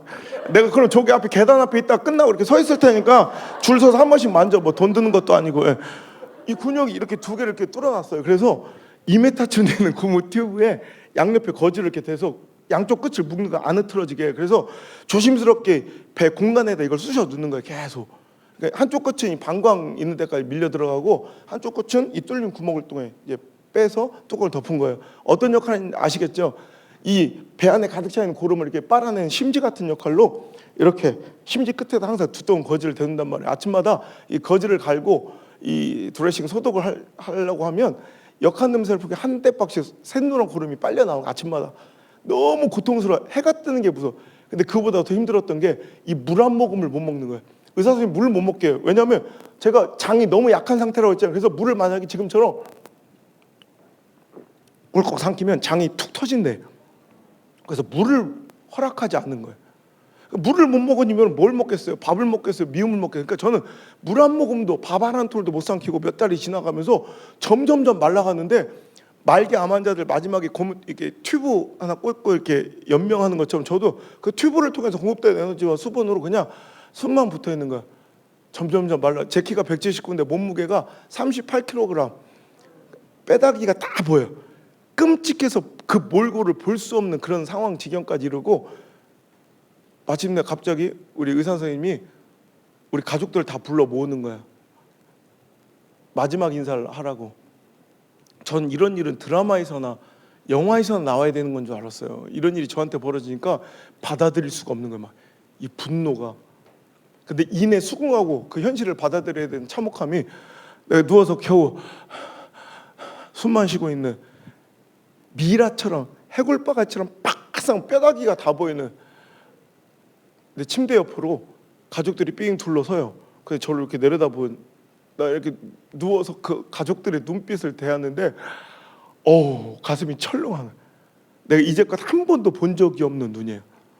극도의 불안과 공포와 절망이 눈에 가득해. 입 벌려서 나 죽는다고 얘기 안 해줘도 알겠더라고. 너무 무서운 거야. 그 절망의 침묵이 흐르고 있는 그 병실문 우리 아버지가 갑자기 열고 들어오시더니 글쎄 이 끔찍한 몰고 가리려고 덮어놓은 시트를 확 걷어버리고 이 펑퍼짐한 환자복을 확 벗겨버리는 거예요. 앙상한 뼈다귀가 그대로 적나라하게 드러나서 죽어가는 흉물스러운 아들의 모습이 그냥 적나라하게 드러나자 아버지께서 어디서 갖고 오셨는지 카메라 하나로 그 아들의 죽어가는 모습을 찍는 거예요. 착각, 착각, 착각. 그 강했던 우리 아버지가 해병대로 월남전 갔다 오시는 종종 제 집회 다니다 우리 아버지를 아는 분들을 만나요. 목사님들 중에 아버지 별명이 불사조였대. 그런 분이 소리 없이 눈물만 줄줄줄 흘리시는데 난 우리 아버지 눈물을 태어나서 그날 처음 봤어요. 필름 한 통 다 닳도록 연신 셔터를 누르던 우리 아버지가 그 카메라를 저에게 내미시면서 하신 말씀이 호성아 너 안 죽어. 호성아 너 절대 안 죽어. 얼른 일어나서 이것 가지고 우리 하나님 살아계신 거 간증하며 살아다오. 그 말씀이 너무 감사한 거예요. 아버지가 아들한테 주는 말로 안 들리고요. 우리 하나님이 저에게 주시는 소망과 약속처럼 들리자 제가 그냥 그 말이 막 믿고 싶잖아요. 살고 싶으니까 막 두 손을 높이 들고 막 아멘 아멘 살려달라고. 근데 실상은 나는 손을 번쩍 올렸다고 생각했는데 실상은 누워서 그 얇은 그 병원 시트도 내가 못 끌어올릴 정도로 힘이 없으니까 손이 이만큼밖에 안 올라가고 난 병실이 떠나갈 정도로 아멘을 외쳤다 생각했는데 실은 입술이 이렇게 붙어서 채 벌어지지도 않은 채 새어나오는 신음소리 마냥 외치고 있는 거예요. 그 새어나오는 신음소리 같은 아멘의 고백에 우리 하나님 찾아와 내 오장육부를 만지신 느낌이 나는데 희한하게 내가 살겠는 거예요. 의학적으로는 절망이고 끝난 싸움인데 내가 희한하게 살겠는 거예요. 그날 밤 제가 하나님 저 살려주세요. 아니 저 살려주실 줄 믿습니다. 저 살려만 주시면 내가 주의 종이 되어 주의 일을 하겠나이다. 그 소원을 딱 드리는데 그 기도를 하나님께 딱 드리는데 확신이 드는 거예요. 여러분 그런 기도 있지 않습니까? 내가 드린 그 기도가 하나님 받으셨다는 응답하셨다는 확신이 드는 기도. 오늘 여러분의 기도가 그 기도가 되길 바라고요. 오늘 밤 우리 하나님께서 그 기도를 기다리고 계신 것 같아요. 여러분 하나님 역사하시면 여러분 그까지 문제 내가 아무리 커 보여도 우리 하나님께는 우리에게 너무 큰 문제도 작은 문제일 줄 믿습니다. 오늘 간절히 하나님께 부르짖고 하나님을 찾아 하나님 만나시고 응답받는 거룩한 놀라운 기적의 순간이 여러분들 오늘로 또한 간증되길 주 여러분 축원합니다. 그래서 그런지 그 다음날부터 얼마나 몸이 가뿐해지. 전 이게 플라세보 효과, 긍정의 위약 효과라고 생각했어. 내가 이렇게 좋은 마음 품고 살려고 하니까 아니야. 확실한 육체적 증거가 드러나기 시작하는데 아침마다 덧대는 거지 뗄 때마다 역한 냄새 한때까지 쏟아냈다 이 샛노란 구름이 딱 떼는데 이 썩은 내 고른 내 상한 냄새가 확연히 줄어들어. 겉에가 찐득찐득하고 샛노란 고름, 이 고름이 점점 이 투명한 물 색깔로 맑아질 뿐더러 묽어져요. 점점점 찐득함이 사라져. 어떤 약을 바꾸고 치료법을 바꾼 적도 없는데 계속 장기를 손삭히며 고여있던 이 고름이 며칠 만에 갑자기 이유도 없이 싹 말라버린 것입니다. 할렐루야. 정말 저를 마지막으로 집도했던 의사 선생님은 난 크리스찬, 예수님도 안 믿는 분이었어요. 근데 그분이 저의 변화의 모습을 보고 우리 엄마가 맨날 옆에서 기도하는 모습 보시니까 교회도 안 다니는 분인데 이게 도대체 어떻게 된 일입니까? 그분이 하신 얘기예요. 이거는 하나님이 하셨네요. 하나님이 하셨습니다. 저의 몸의 변화를 보고 교회를 안 다니는 분도 하나님을 알지도 예수를 영접지도 않은 분이 하나님의 살아계신 권능을 인정할 수 없는 그런 기적 같은 일이 벌어지고 다 죽는다는 그 환자가 여러분 1년여 만에 네 발로 걸어서 병원을 나서는 기적이 일어난 거예요. 여러분 쇠꼬챙이처럼 뺏색 말라가지고 태어날 때가 40여 킬로밖에 안 돼가지고 그리고 여러분 1년여 동안 이렇게 누워만 있다가 이렇게 내 체중을 딛고 서는 느낌 모르죠? 너무 징그러. 이 느낌이 너무 이상해. 그러니까 잘 안 걸어져. 그런데도 절뚝절뚝하면서 그 병을 나섰는데 우리 엄마가 그 태어났는데 그 병원 그 골마루에 거의 들어 누워서 실신할 듯 우는 거예요. 그도 그럴 것이 우리 엄마는 여러분 생각해 보세요. 아들이 굶어 죽어가는 걸 옆에서 두 눈 뜨고 지켜봐야 되는 거예요. 내 자식들이 무슨 일이 있어서 한두 끼만 건너뛰었다고 해서 속상하고 가슴이 아프잖아. 우리 엄마는요, 아들이 밥 한 톨도 못 먹은 채 결국 빼싹 말라 죽어가는, 굶어 죽어가는 모습을 옆에서 지켜봐야 됐으니 그게 그 애미의 속이 그게 속이었겠습니까? 지금 와서 하신 얘기인데 우리 엄마가 그랬대. 하나님, 우리 아들 천국 데려가셔도 이 기도 한 번만 응답해달라고. 저 먹보 제가 어렸을 때 되게 잘 먹어요. 저 먹보 우리 안드레, 우리 호성이 엄마가 엄마가 차려준 제일 좋아하는 음식 계란말이하고 김치볶음에서 하얀 쌀밥에 한 번만 실컷 먹이고라도 보내게 해달라고 울었던 우리 엄마. 우리 엄마는 20대 중반에 그 혈기왕성하고 제가 지는 법을 몰랐어요. 자존심 강하고 승부욕 강했던 그놈이 쓰러져 누워서 숨밖에는 쉴 수 없는 그 아들의, 여러분 대소변을 받아줘야 돼. 똥은 안 나요. 먹는 것이 없어요. 그런데 링걸 꽂고 살아가니까 소변은 계속 나와. 그때마다 어머니가 대주는 그 플라스틱 소변통에 오줌을 지려야 되는, 여러분 그거 겪어보지 못한 사람 몰라요. 엄마한테 말씀을 못 드려. 근데 엄마는 역시 엄마야. 아들의 표정에 조금의 일그러짐을 읽어요. 호성아, 너 왜 그래? 너 오줌 마린 거 아니야? 근데 야, 엄마한테 왜 말을 못해? 엄마인데 뭐가 부끄러워? 내가 장이 약하니까 조금만 소변을 참고 그러면 배가 아픈 걸 엄마 아시니까 자기를 막 탓하시는 거예요. 내가 우리 아들 조금만 더 빨리 발견했으면 몇 초라도 몇 분이라도 우리 아들 그 아픈 거 막아줄 수 있었을 텐데, 자책하시면서 막 속상해하시면서 막 그냥 창가에 깨끗이 씻어서 말려놓은 병원에 쓰는 이 소변통을 들고 와서 주섬주섬 오줌을 누기십니다. 그때는 제가 성숙하지 않을 때니까 이해하고 들어요. 그때는 제 혀를 깨물고 죽어버리고 싶더라고, 진짜. 근데 나는 그때 내 혀를 깨물 만한 힘조차 없어요. 내가 할 수 있는 일을 고작 어머니가 오줌을 이렇게 주섬 누기시면 고개를 이렇게 떨구는 거야. 안 보려고. 그러면 눈물이 주르륵 흘러요. 그 흐르는 눈물은 막을 수 없지만 제가 막 흐느낌이나 소리는 안 내. 내가 막 내 감정도 슬퍼서 흐느껴 울면 우리 엄마가 그거 보고 더 아프실까봐, 더 슬프실까봐 눈물이 줄줄줄 흘러가고 있는데도 내가 마치 안 우는 것처럼 꼭 참고 절대 흐느끼지 않아. 그래서 난 우리 엄마 얼굴을 본 적이 없어 그때. 그래서 내가 알겠더라고. 우리 엄마도 울고 계신 걸. 엄마도 나한테 안 들키려고 고개를 돌리고 소리도 못 내고 울고 계시는데 손이 떨리더라고. 하루에도 몇 번씩 아들 오줌 한번 누킬 때마다 아들은 엄마한테 안 들키려고, 엄마는 아들은 엄마한테 안 보이려고 서로 고개를 돌리고 소리도 못 내고 흐느껴야 됐던 그 생적 같은 날이 끝나고요. 여러분 다 죽는다던 그 아들이 병원을 스스로 걸어 나오자 우리 엄마는 너무 감격해서 그 병실 바닥에 쓰러져 누워서 막 실신할 듯 우시는 거야. 우리 아들 사라져서 고마워. 우리 아들 사라져서 고마워. 우리 아들 사라져서 고맙습니다. 그 엄마와 함께 병문을 나섰는데요. 실로 오랜만에 햇빛이 탁 비쳐서 내 볼에 직접 닿는 느낌이 얼마나 맛있는, 여러분 햇빛 맛있는 거 알아요?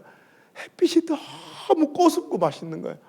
그러니까 별스러운 일이 생겨서 감사하고 기쁜 게 아니라 하늘만 봐도 행복하고 땅만 봐도 감사하고, 그러니까 이렇게 걷는 느낌이 너무 신기해. 내 하중을 받고 내 발바닥으로 내 체중을 받는 그 느낌이, 걸어만 가도 행복한 거야. 자기들은 걷다 뭘 주워야지 행복하잖아요.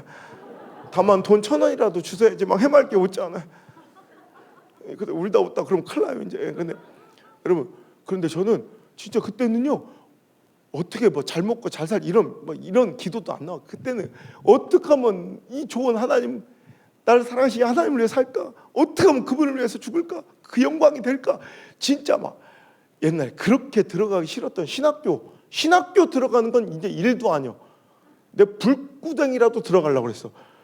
그렇게 되기 싫었던 목사 되는 건 이건 일도 안 돼. 순교라도 해드리려고 그랬어. 근데 이 은혜와 감사가 첫날 만날 주님 다시 오실 때까지 가면 얼마나 좋아. 그렇지 않은 게, 여러분 은혜에도 유통기한이 있더라니까.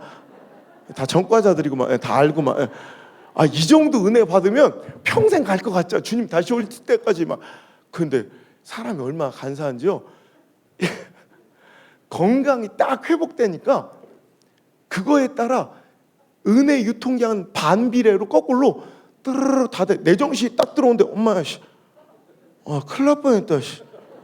나 목사 될 뻔했다 씨. 내가 은혜에 취해가지고 신학교 정문 앞에 와 있어. 하마터면 들어갈 뻔했어. 하마터면 이러다가 우리 엄마 아빠 꾸라지로 평생을 살 뻔했다 생각하니까 너무 아찔한 거야. 너무 싫은 거야. 하나님께 너무너무 죄송하고 미안한데 도무지 자신이 없어요. 그래서 내가 이번에 하나님께 너무 부끄러운데 또 도망친 게, 이번에는 일본으로 유학을 또 떠나요. 왜 이렇게 그렇게 봐요? 또 나만 쓰레기야. 자기들은 그렇게 신실하게 잘 살았나 봐. 여러분, 나는 그 성경 인물 가운데 그 요나 씨 있죠. 나 그 양반만 보면 그렇게 애정이 가고 남 같지가 않아. 나 목회하면서 지금까지 한 번도 그분을 나쁘게 설계해 본 적이 없어.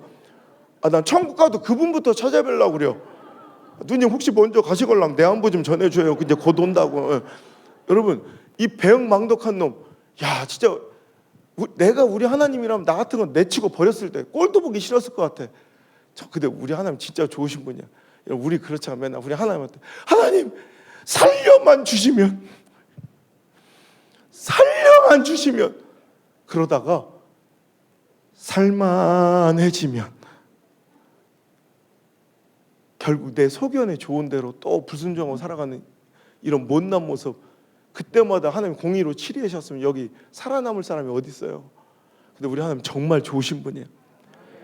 이런 배은망덕한 놈을 버리고 내치긴커녕 오히려 일본 유학 시절에 저를 확 끌어안아 만나주시는데, 전 비로소 그때 전인격적으로 예수님을 영접하고요, 이제 아버지 때문에 다니는 교회 성도들의 시선과 관심에 떠밀려 할 수 없이 서 있는 사역의 자리가 아니라 진짜 내 안에 나의 하나님, 나의 예수님, 나의 성령님이 모셔주자. 여러분 그 마음 아시죠? 얼마나 기쁘고 얼마나 행복한지. 막 진짜 세상은 그대로인데 내 얼굴도 마음도 기쁨 충만, 행복 충만, 감사 충만, 기쁨 충만, 소망 충만, 아스트라비아 쿵짝비아 막 너무너무 좋은데, 다만 목사만 안 시키시면 딱 좋겠더라고. 그때 일본에 이제 총괄 본부장으로 나와 계신 이 두 기업의 이제 본부장님들이 제가 유학생들 사이에서 이렇게 좀 소문이 잘못 나서 내가 되게 똑똑한 놈인 줄 착각하시고 D그룹과 S그룹에서 총괄 본부장이 저를 특별 채용하시려고, 특별 스카우트 하시려고 경쟁적으로 이렇게 찾아오시는 거예요. 그래서 더 좋은 조건 제안을 계속 하시다가 이제 삼성에서 얘기했네. 대우가 쫓아올 수 없는 그런 조건을 제시해 주셔서 제가 그날 밤에 사인을 해버렸어요. 좀 찜찜하잖아. 왜 우리가 은혜가 말라버리면 신앙의 양심도 다 죽어서 뭐가 죄인지도 찔리지도 않아. 저 은혜가 충만한 상태니까 이 날이 서 있는 거예요. 이렇게 신앙의 양심이 살아 있으니까 찔리는 거예요. 그러니까 너무나도 달콤한 그 제의를 거절할 용기가 없었어요. 2022년도 여러분의 삶에 원하고 바라는 것들이 이루어지고 소망하는 것들이 여러분 꼭 여러분에게 응답되길 바라지만, 또한 여러분에게 간구하는 것은 여러분이 원하고 구하고 바라는 그 모습들이 눈앞에 펼쳐 있을지라도 구분할 수 있어야 돼요. 여러분, 영적인 분별력이 있어야 돼. 이게 진짜 하나님께서 준 신령한 하늘의 복인지 아니면 마귀의 템테이션, 유혹인지를 분별할 수 있는 영적 분별을 가지고 하나님 주신 하늘의 신령한 복만을 사모하며 살아가는 우리 귀한 명성 제일의 가족들과 우리 다음 세대들 특별히 되시길 주님 축복합니다. 자녀들에게 그런 유혹이 많아요. 진로, 만남, 이런 관계, 아주 달콤하게 거절할 수 없는 그런 유혹으로 나를 하나님 곁에서 떼어가는 것들이 있다면, 하늘의 신령한 복이 아닌 것들이 있다면 단호히 거절할 수 있는, 여러분, 우리 자녀들은 사자처럼 살아야 돼요. 여러분, 어디 막 쥐새끼처럼 토끼새끼처럼 막 전전긍긍하며 막 그 복을 줘 이런 게 아니라, 우리 사자 보세요. 젊은 사자는 지가 딱 사냥해서 움킨 그 갓 잡은 신선한 고기 외에는 거들떠도 안 봐. 근데 여러분, 하이에나 알아요? 하이에나? 난 세상에서 제일 싫은 동물이 하이에나예요. 그 생긴 것도 이상하고 막 이래. 근데 삶이 난 너무 싫어. 걔들은 쓰레기 같은, 여러분, 남의 거 훔친 거, 썩은 거, 얼마나 여러분 썩은 것을 먹는데 최적화된 내장이냐면, 여러분, 걔들은 웬만한 상한 것을, 썩은 것을 먹어도 이 장이 그걸 뱉어낼 수 있도록, 장이, 그러니까 쓰레기 처리반이야. 걷다가 아무리 쓰레기 같은 걸 먹어도 다 씹을 수 있도록 이빨이 얼마나 강하냐면, 동물 중에 코끼리 뼈까지 이렇게 으서 먹을 수 있는 유일한 동물이 하이에나예요. 걔들은 뭐 없어. 그냥 썩은 거든 뭐 그냥 어디 주승 거든 막 상한 거든 그냥 먹고 배만 채우 배만 채우면 되는 거예요. 근데 어느 날 우리 하나님의 귀한 자녀들이 하이에나 새끼들처럼 그냥 어디 먹고 살고 숨어 있다면 그냥 무작정 가는, 이런, 우리는 그런 존재들이 아니에요. 여러분, 젊은 사자들처럼 하나님 주신 그 신령한 복만을 탁 취해서 툭 던지듯 가면 그 뒤에 뭐가 찾아와? 하이에나 새끼들 깡깡 와서 그 주워 먹고 뜯어 먹을지언정 우린 그 썩은 고기, 여러분, 훔친 고기, 상한 고기에 마음 주고, 여러분, 내 눈길을 주는 자 되지 않길 바랍니다. 하늘의 신령한 복을 사모하며, 그래도 하나님께서 여러분을 인도하시기에 충분한 것을 공급하실 줄 믿습니다. 저는 그것을 못하고요, 찜찜한데 이제 할 수 없이 들어온 거예요, 하숙집에. 그래서 샤워를 하고 약간 찜찜한 마음에 자리에 들었는데, 거짓말처럼 하나님 약속 저버리고 세상의 그 달콤한 죄를 받아들이고 온 그날 밤부터 갑자기 배가, 거짓말처럼 그날 밤부터 아프기 시작한 거예요. 싹 아픈데 갑자기 그 배가 막, 차라리 이렇게 아싸하게 아프면 차라리 낫겠는데, 그렇게 아픈 게 아니라 막 기분 나쁘게 막 야리야리하게 아픈데, 이 느낌을 내가 아는 거예요. 영국에서 2년 전에 배가 고름이 차들어갈 때 그 느낌을 난 이제 경험으로 알잖아요. 그때는 몰랐지만 그게 엄청 고통스럽지 않은데 굉장히 기분 나쁘게 그 느낌이 있어요. 그 느낌이 그날 해필 똑같이 나는 거예요. 얼마나 무섭겠어. 해필 내가 양심에 찔려서 그렇게 괴로워하고 있던 그때 밤을 꼬박 새우고요. 우리 장로님 한 분이 오사카에 의원을 하고 계셔서 그 병원에 가서 검사를 받는데 기괴한 결과가 나온, 염증 수치가 일반인 정상치의 무려 70배, 80배, 100배, 120배가 막 치솟는 거예요. 그러니까 우리 장로님이 안 되겠다고 큰 병원 옮기자. 그래서 오사카의 가장 큰 종합병원에 제가 이송이 돼서 가까운 원장들이 저를 찍고 막 쑤시고 막 검사를 하는데, 원인을 못 찾아낸 채 내린 결론이 도대체 모르겠다. 왜 그래? 원인은 알 수 없는데 분명한 것은 당신 백 속에 고름이 꽉 차들어가서 장기를 손상시키고 있는 것 같다. 왜 그런 현상이 일어나는지 모르겠는데 분명해서 고름이 내가 딱 오는, 너무 무서운 거야. 수술을 해야겠다는 거예요. 수술 날짜가 정해졌는데 소름이 막 쫙 돋는 게, 이 간증집에서 써 있지만 해필 그 날짜가 내가 2년 전 수술 받은 똑같은 날 3월 20일. 그래서 저는 아직도 그날을 영적 생일로 지켜요. 그래서 3월 20일 똑같은 증상으로 똑같은 날 일본의 수술대로 들어가는 거예요. 얼마나 두려운지, 여기서 하나님이 내 생명 걷어가시겠다는 두려움이 딱 드는데, 그러다가 주야 살려주세요 이렇게 기도도 못 하겠는 게 전 전과가 있잖아. 한번 했었잖아. 미안해서 못 하겠다. 여러분 기도도 간절히 할 수 있는 것도 복이 돼. 특권이 돼. 저는 주 이렇게 못하고 기도를 이루겠다가 주여. 답답하시죠? 저도 답답합니다. 주님 이름은 어떨까요? 그저 속는 셈 치시고 한 번만 더 살려주시면 이번 내가 진짜 목사 되겠습니다. 이 부끄럽게 짝이 없는 민망한 기도를 하나 응답해 주셔서 저는요 일본의 수술대에서 죽음을 경험하고 수치상 의학적으로 띡 죽음인데 저를 담당했던 일본인 의사 선생님이 그러시는데 극적으로 호흡이 돌아오고 심장이 다시 뛰기 시작해서 제2의 생명을 이렇게 보너스로 덤으로 살며 여러분 앞에 서서 우리 하나님 지금도 시퍼렇게 살아계심을 간증하고 있습니다. 할렐루야. 우리 하나님께 감사 영광의 박수. 제가 이제 그 길은 이제 이 정도 되면 안 갈 수는 없잖아. 안 가진 않아. 가긴 갈 거예요. 그런데 하나님께 대한 원망스러운 마음은 어쩔 수 없는 거예요. 그렇잖아요. 왜? 하나님 목사가 필요하시면 내 주변에 목사 되고 싶은 애들 많아요. 쟤들 좀 데려가요. 쟤들 좀. 또 걔들은 또 안 데려가신대. 근데 나는 왜 싫다는 사람을 꾸역꾸역 데려다 주겠다 살렸다 주겠다 살렸다 이러시면서까지 저를 목회자로 부르실 때는 뭔가 시킬 일이 있으니까 종으로 부르실 거 아니에요. 그럼 저는 지금도 그렇지만 밥벌이로 먹고 살라고 직업으로 난 목사 안 합니다. 그것만큼 불행하고 찌질한 인생이 없을 것 같아요. 그래서 하나님 저를 이렇게 불러가시면 싫다는데 불러가셨으니까 저한테 시킬 일을 알려주세요. 제 목회 사명과 인생의 목적을 알려주시면 내가 목숨 걸고 그거 이루어드리겠습니다. 그날부터 야뽕 나루터, 내 회복실은 일본의 병실은 야뽕 나루터가 된 거예요. 야곱은 축복을 구했지만 회복을 저는 사명과 소명을 구하면서 하나님께 간절히 기도할 때 하나님께서 제 스스로 생각할 수 없는 세 가지 필요를 주시는데 첫 번째 교단주의 벽을 허물어라. 두 번째 주관 침체된 한국교회 희망의 불씨가 될 것이다. 세 번째 아직도 내 위로가 필요한 교회들과 성도들이 많으니 그들을 위로하라. 이 세 가지 지금은 제가 미약하게나 그런 일을 하고 있으니까 이해가 되지만 그때 당시에는 이건 말도 같지 않은 꿈 같은 그 일을 저에게 맡겨주셔서 전 이걸 어떻게 해야 될지 알지 못하지만 하나님 주신 말씀과 분명하니 심장이 오롯이 새기고 태어나는 즉시로 주변 사람들 말려 다 뿌리치고 모든 뿌리치고 그냥 막바로 그냥 한국으로 들어와서 이것만 붙들고 기도 어떻게 하면 내가 이 일을 이룰 수 있을까 기도하는데 도무지 답이 안 나와.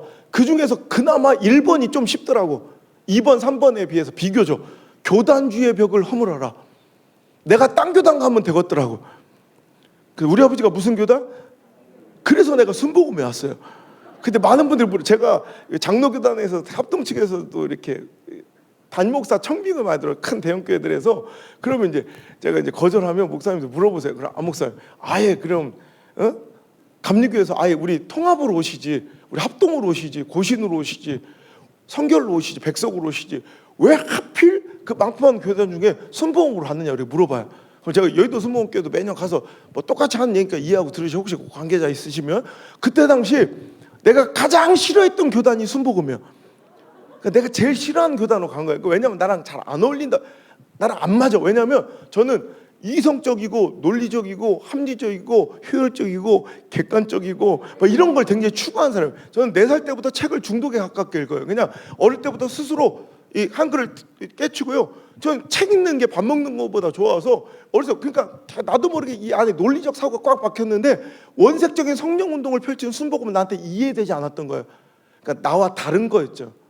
나와 다른 걸 틀렸다고 까내려보고 내가 모르는 걸 없다고 단정짓는 이 오만함을 하나님께 부수시는데 제 인생에 큰 결정적인 역할을 하신 5분의 목사님 중에 한 분이 후안 카를로스 오르뜨지 목사님이라는 분인데 그분의 설교 한 자락이 제 인생을 뒤바꿔버렸어요.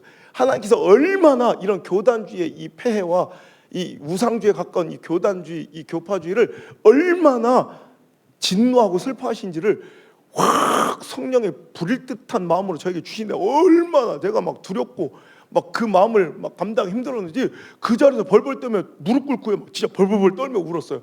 그리고 하나님 용서해 주십시오. 제가 일주일 동안 금식기도를 들어간 거예요. 살려주십시오. 회개 금식. 저를 용서해 주시고 순복음교단 보내주시면 내가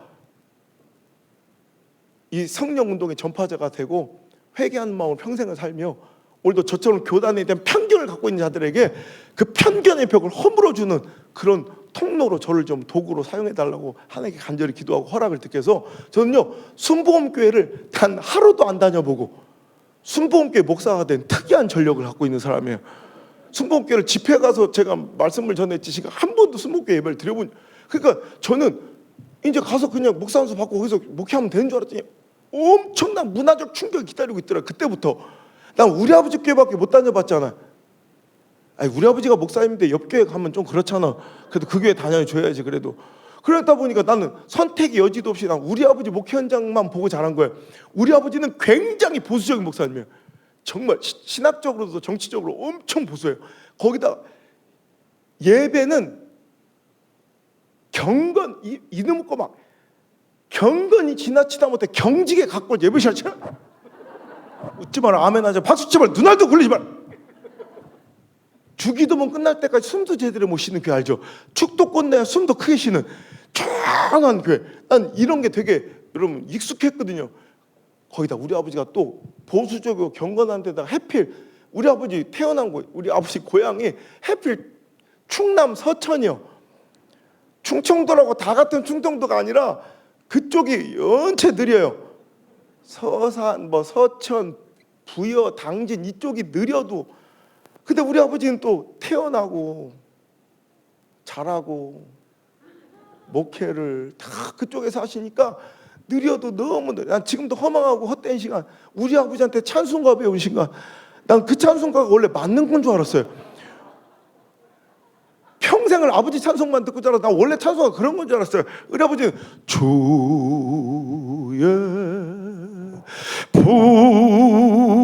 보혈 이러면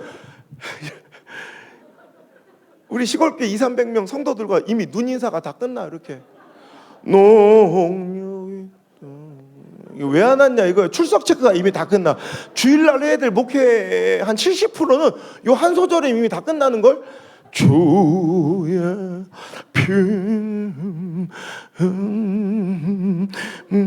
이 부분을 제일 좋아. 한 15번을 꺾고 우리 교인들도 다 알아요. 오줌 마른 이들은 이때 다 나가서 1층 내려가서 오줌 놓고 여유롭게 올라오면 그때서야 믿으오 이래. 나 원래 찬송가 그런 줄 알았어요. 근데 제가 처음으로 순복음식 예배를 드려본 게 신대원 가서 신학교에서 신학생들과 드리는 이 채플 시간. 나 그런 광경을 처음 봐. 태어나서 문을 열었더니 막 뜨겁기가 막 거기다 박수를 치. 도대체 어딜 보고 친 거지? 막 눈아리가 막 어딜 보고 있는 건지. 그 눈아리가 너무 무서운 거예요. 거기다가 또 찬송을 부르는데 내가 모르는 찬송만 맨날 불러. 외국 갔다 들어온 지 내가 얼마 안 돼서 그래. 이게 신곡인 줄 알았어. 새로 나온 찬송가인 줄 알았어요. 가사를 가만 듣다 보니까 이거 내가 아는 찬송가야. 죄바와야 죄바와야. 내가 아는 주의 보혈은 예언 보혈이 아니었거든요. 근데 뭔 놈의 찬송가를 이렇게 빨리 부르는지. 근데 내가 자존심이 이 승부욕이 문제예요. 어느 날 승부욕이 발동이 된 거예요. 내가 언제까지 순복음교단에 내 목회자가 될 사람이 이 찬송가 하나 못 따라 부르면 되겠나. 그래서 하나님 오늘만큼은 이 찬송가만큼일랑은 내가 순교할 각오로다가 완창하여 바치겠나이다. 진짜 5기로 끝까지 따라 부르다가 마지막 끝소절 남기고 내가 이미 내 정신이 아닌 게 내 입으로 내가 부르는데 내가 뭔 소리인지 몰라. 그래서 내 눈은 흰자에밖에 안 보여. 입신하기 직전 단계 있죠. 이러다 찬송가를 끝내고 나니까 막 내 자신이 얼마나 기특하고 자랑스러워. 나는 저기 정치학교 들어가 영국 유학 갔을 때보다 이때가 더 자랑스러워. 잘했다 호상. 너도 드디어 진정한 순복음교인 되었다. 하나님 보셨나이까. 이게 꼴값 떨고 있는데 근데 잊을 수 없는 충격적인 말이 들려오는 게 앞에서 막 이게 찬양을 인도하던 전도사님이 갑자기 자 여러분 이번엔 좀 빠르게 불러봅시다 이래. 여기서 뭘 어떻게 더 빨리 불러? 알고 보니까 내가 죽을 뻔했던 그 빠르기가 순복음교회는 그게 보통 빠르기래. 그게. 그럼 저 서울에서 태어났고요. 우리 아버지 목양지를 따라서 할 수 없이 4살 때부터 충청도에서만 평생을 자라온 사람이 어떻게 아까 우리 목사님 소개하신 대로 저 울산에 저 바닷가 외곽 시골 마을에 이렇게 개척하고 목회하고 있는지 오늘 이야기만 오늘 간증드리고 나머지 또 간증은 또 내일로 이어가도록 하겠습니다. 수업 중에 강의 중에 들어오신 교수님 한 분이 툭 던진 말 한마디가 내 인생을 바꾼 거예요. 하나님 회복시키시고 응답하시고 풀어주실 자들은 상황, 처지, 형편은 다 다르지만 그 문제 해결에, 회복과 풀림에 결정적인 단서들이 있어요. 무조건 이 공통점이 있어요. 하나님이 어떤 수단과 기회를 통해서라도 당신에게 말씀을 들려주세요. 말씀이 들려야 그때부터 역사가 일어나요. 제가 오늘 이 집회 가운데 여러분에게 하신 하나님의 그 말씀이 영의 귀가 활짝 열려 들려지는 축복이 있기를 간절히 바랍니다. 그때 야 우리 순복교회 옛날에 이단 소리 듣고 손가락 지랑했지만 이제는 명실삼 한국교회 뭐 메이저 교당이 돼가지고 각 지역마다 대표적인 대형 교회들로 이렇게 랜드마크처럼 서 있으니 이제 어디 가든 이제 당당하게 이제 목회도 된다. 후배들한테 격려하고 이렇게 자존감을 불어넣는 이렇게 얘기를 하시다가 툭 던진 말 한마디가 그런데 말이야 왜 다른 지역은 다 됐는데 울산만 저렇게 안 되나 몰라. 울산은 순복음의 무덤이야. 이 말 한마디. 울산 다른 지역은요 조영교 목사님이나 여의도수목께서 이렇게 개척을 이렇게 한 그런 교회들이 거의 지금 몇 천만 몇만 명으로 각 지역의 대표적인 랜드마크처럼 대형 교회가 다 돼 있는데 울산도 40년 전에 아예 500명 성도를 모아주고 모두 교회까지 다 세워주고 이렇게 시작한 그 교회가 지금 40년 지나면서 다른 데서 몇천 명 몇만 명 돼 있는 게 아니라 울산 120만 그 광역도시에 여러분 200명 교회로 전락해 있어요. 그나마 그게 울산 광역시의 가장 큰 우리 순복음교회가 그 교회예요. 우리 교회 나오기 전까지는 그 정도로 유일하게 실패한 땅. 바로 밑에 부산은 또 돼. 바로 위에 대구는 됐는데 울산은 아직도 여기 말하면 시찰이 하나 안 나와요. 우리 광역시에는 노예가 한 3개씩 이렇게 나오잖아요. 그것처럼 우리도 다른 지방에는 다 다른 광역시는 지방에 100개 정도 교회가 속해 있는 여기로 말하면 노예 같은 지방회가 한 2-3개씩 다 있는데 울산 광역시만큼은 아직도 20개, 30개 최소 단위 지방회가 아직도 한 개도 설립이 안 됐어요. 그래서 울산 광역시지만 울산 시찰, 울산 지방회가 없고 어디까지 가야 되냐면 울산, 울주, 경주, 포항, 울진, 울릉까지 싹 합해서 경상 동지방, 영남 동지방이라고 부를 정도로 이렇게 광활한 지역을 묶어야 겨우 30개 교회가 나와서 한 지방 시차를 이룰 정도로 이렇게 열악한 땅. 순복음, 울산은 순복음의 무덤이야. 거기 누가 가도 안 돼. 이 말 한마디가 내 심장을 막 터질 듯 뛰게 하는 거야. 그래? 그럼 내가 간다. 그날 수업 끝나고 교수님 나가자마자 내가 인생 살아가는 내 삶의 목적 하나님 시퍼렇게 살아가신 걸 증명하는 것인데 그렇다면 내가 거기로 가자. 그래서 바로 그 시간에 교단 본부에 전화를 했어요. 총회 회관에. 제가 신대원 1학년생인데요. 막 입학했는데요.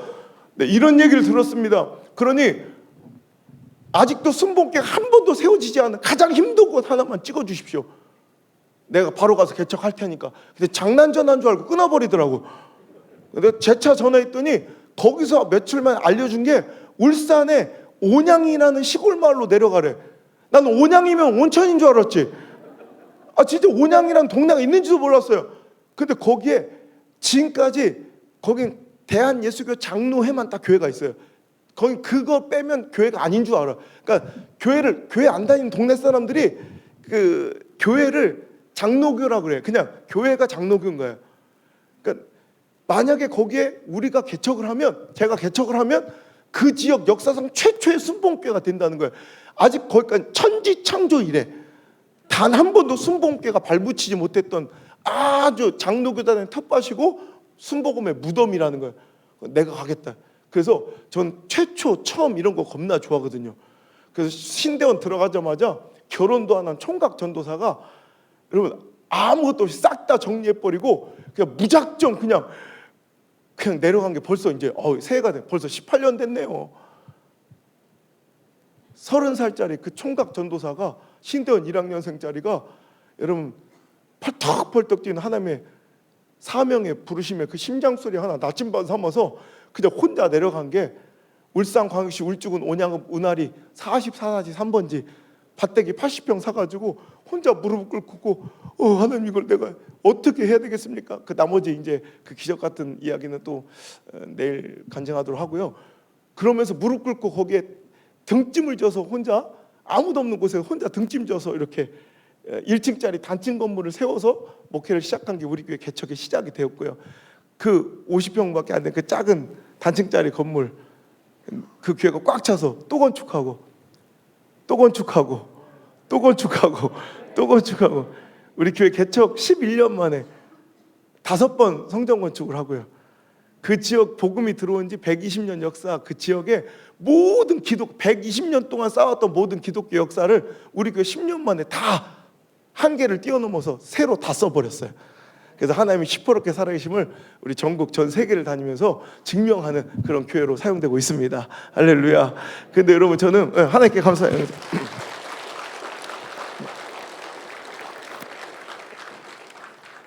그 시골 마을에서 살아가면서 어떤 때는 제 모습이 되게 스스로 낯설 때가 있어요. 여러분도 어느 날 거울에 비친 내 모습이 되게 낯설 때가 있잖아요. 어이구, 내가 언제 이렇게 뭐 나이 들어버렸지?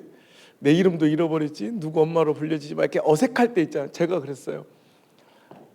얼마 전에 이렇게 농길을 이렇게 걷고 있었어요. 이렇게 그냥 제 자신이 너무 웃긴 거예요. 그냥 내 삶이, 왜냐하면 내 생각대로 내 뜻대로 된 게 아무것도 없는 거예요.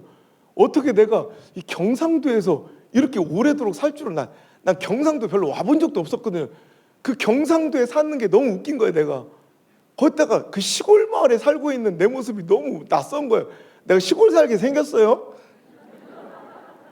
난 1년에도 면세점 냄새를 3번 이상 맡아야 사는 사람이고요. 백화점 1층 냄새 있죠. 그 향긋한 그 천국 같은 냄새, 백화점 1층 냄새, 막 그 냄새를 한 달에 2번 꼭 맡아야 사는 사람이거든. 근데 우린 백화점 구경도 못해. 그 동네는. 그 시골 마을에 살고 있는 내가 너무 웃긴 거야. 거기다가 내가 목사가 돼 있는 거야. 나 같은 놈이. 이게 너무 신비롭지 않아요?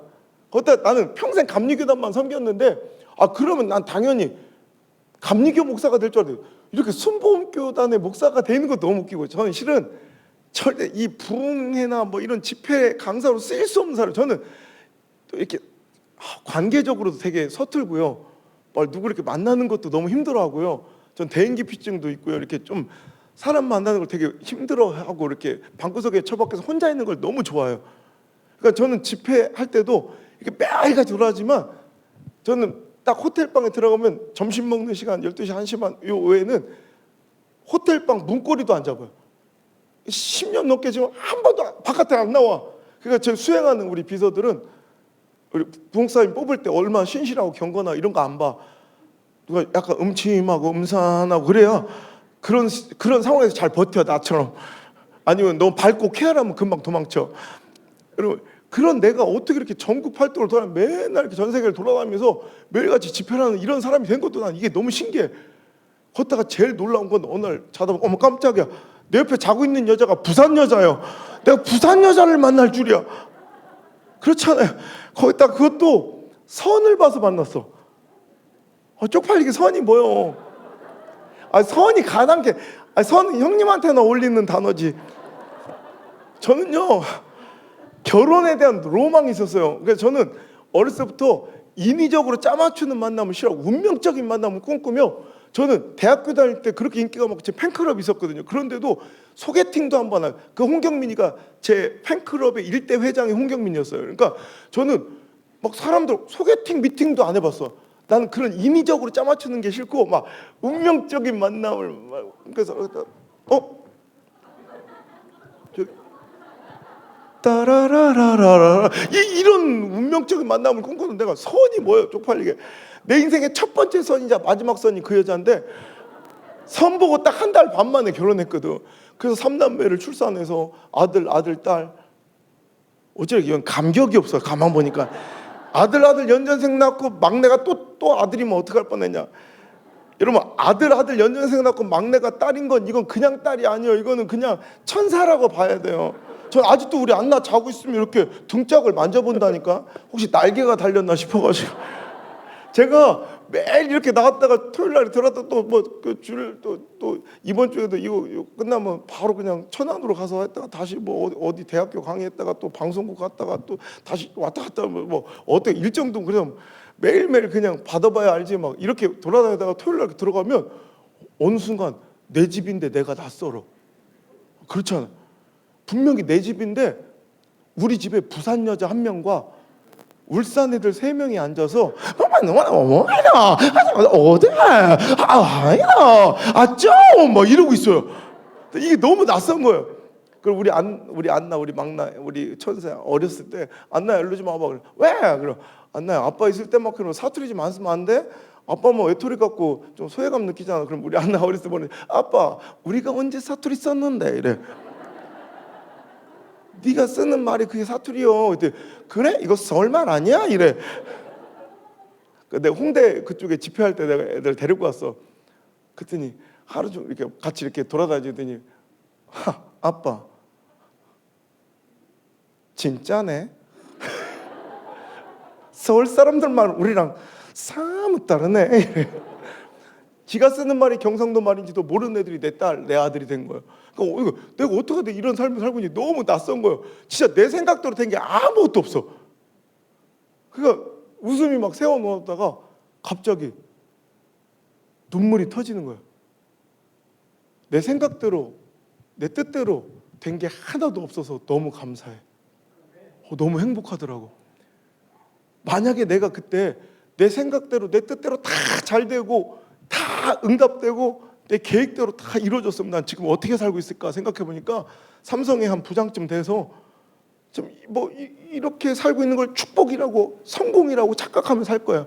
근데 제가 지금 누리고 있는 이 기쁨과 행복과 이 존귀함은 여러분 그런 것과는 비교할 건덕지도 안 되는 기쁨과 행복을 누리며 살고 있는 제 자신을 보면서 그 웃음이 눈물로 바뀌어 그 자리에서 막 수첩을 꺼내서 막 그 논바닥에 주저앉아 막 휘갈겨 쓴 그 아웃라인이 바로 오늘 이 설교의 제목이고 바로 제 책이 된 거예요. 여러분 빨간 머리 애니 그런 얘기해요. 내 생각대로 되지 않는 건 참 멋진 일이네요. 왜냐하면 내가 생각지도 못했던 일들이 벌어지곤 하거든요. 여러분 그렇지 않습니까? 요셉의 인생을 보세요. 17살짜리 그 어린 소년이 정말 그때부터 몰아닥친 그 인생의 환난과 고난들, 그 생각과 계획대로 아무것도 이루어지지 않고 우리 어떻게 이렇게 인생이 꼬여만 가는지 열심히 성실하게 정말 끝까지 심부름을 다 하고 완수하면 칭찬받고 격려받고 상 받을 줄 알았죠. 그런데 채색옷이 갈기갈기 찢어지고 구덩이에 빠지고 형제들이 자기를 죽일까를 논의하고 결국 짐승처럼 질질 끌려가 노예로 팔려갔는데 종으로 팔려갔는데 보니까 이거 뭐야 이집트 처음 와본 타국의 노예가 된 거예요. 당시에는 노예를 2발 달린 짐승이란 고대 문헌이 있더라고요. 그러니까 당시에는 주인이 죽여도 그건 사람이 아닌 거야. 그 존귀하게 자라났던 그 부잣집 아들내미가 그렇게 멀리 타향해서 종으로 짐승처럼 부려지는 거예요. 얼마나 비참했겠어요. 근데 갑자기 장님 갑자기 지나도 인신매매를 당했어. 정신 차려 보니까 저 신안의 새우잡이 어선이요. 물론 황당은 하지만 그래도 감사하죠. 말은 통할 거 아니에요. 김치라도 얻어 먹을 거 아니에요. 근데 갑자기 정신 차려보니까 보르네오 고무농장이요. 근데 어째 좀 잘 살 것 같아. 잘 버틸 것 같아. 거기서 희한하게 잘 어울리게 생겼어요. 근데 여러분 요셉은 생각했거지. 야 내가 이 땅 멀리 타국에 왔지만 어떻게든 내가 언어도 익히고 문화도 익히고 어떤 주님에게 팔려가든 내가 성실히 해서 인정받아 우리 아버지 돌아가시게 얼굴 한번 보면 좋지 않을까 이런 생각 이런 꿈을 가지고 살았을 거 아니에요. 하나님 그의 손댄 일마다 형통함 주셔서 인정받고 신임받고 정말 그 꿈이 이루어지려는 그 집의 모든 것을 정권을 맡긴 총무가 돼요. 이제 점점점 자기 뜻대로 생각대로 뭔가 이제 인생이 풀릴라 하는데 그날 밤 그 주인집 돼지 같은 아줌마 갑자기 그래서 아줌마 안 돼요 그랬더니 그러지 말아요 그랬더니 갑자기 미투 해가지고 깜빵에 갇혀버린 거야. 여러분 얼마나 짜증나고 여러분 얼마나 억울했겠어요. 그러니까 그는 막 생각해 땅을 치며 아파했을 거예요. 어찌 이렇게 내 생각대로 내 뜻대로 풀리는 게 없을까 했을 거예요. 우리는 알잖아요. 그는 자기 인생이 억울함, 누명, 고독, 절망, 실패뿐이라고 생각하며 탄식했겠지만 우리가 그의 인생을 전지적 작가 시점에서 이렇게 내려다보면 그의 인생에 실패라고 불리는 억울함이라 불리는 배신이라 불리는 아픔이라 불리는 누명이라 불리는 고독이라 불리는 그 시간이 실은 하나님께서 그가 꿈도 스스로 생각과 계획도 할 수 없는 하나님께 간구와 기도조차 할 수 없는 하나님의 놀라운 그를 향하신 계획, 이집트의 총리 대신으로 세우시려는 하나님의 놀라운 계획에 가장 빠른 지름길이었는 줄 믿습니다. 여러분의 인생과 우리 명성제일의 또 우리 한국교회 조국교회 오늘날의 삶의 여러분 모습도 전혀 그 모습과 다르지 않을 줄 믿습니다. 요셉의 인생과 다르지 않음을 믿으시길 바랍니다. 여러분 정말로 이제는 뭐 하나 계획 세기도 어려워요. 옛날엔 그냥 열심히만 하고 열심히만 할 수 있으면 좋았던 그때가 너무 그리워요. 지금 뭐 하나를 계획할래도 그날 따라 막 얼마나 급변하는 이 삶의 변화 때문에 뭐 하나도 하나님께 뭔가 해드리고 싶어도 교회 행사 하나 뭐 하나 은혜 현장 하나 만드는 것이 이렇게 어려워지고, 여러분 우리가 3년 동안 마스크 쓸 줄 알았어? 내 입냄새가 이렇게 나는지도 몰랐잖아. 이제 점점 이 모습이 이제 너무 익숙해져서 지금은요 마스크 쓰고 만난 사람들은 마스크 벗으면 누군지 못 알아봐요. 진짜 그래요. 요즘에 마스크 쓰고 다 만난 사람들이라 우리 마스크를 벗으면 마스크 때문에 덮고 온 사람들 여기 여러 명 있어요 지금. 여러분 2022년도 맞이했는데 당신의 작년 2021년도 어땠습니까? 여러분 뜻대로 많은 것들이 이루어졌어요? 여러분 계획대로 모든 것이 다 성취가 되고 응답됐는가요? 여러분 생각대로 되지 않았던 많은 일들이 있으셨죠? 축하드립니다. 여러분 생각대로 되지 않는 건 참 멋진 일입니다. 이제 여러분의 삶에, 여러분 자녀들의 인생에 생각지도 못할 놀랍고 위대하신 하나님의 역사가 일어날 줄 믿으시면 아멘. 여러분 뜻대로 되지 않는 건 참 멋진 일입니다. 뜻밖의 하나님의 역사가 일어날 줄 믿으시면 아멘. 여러분 계획대로 되지 않는 건 참 멋진 일입니다. 여러분 예상대로 되지 않는 건 참 멋진 일입니다.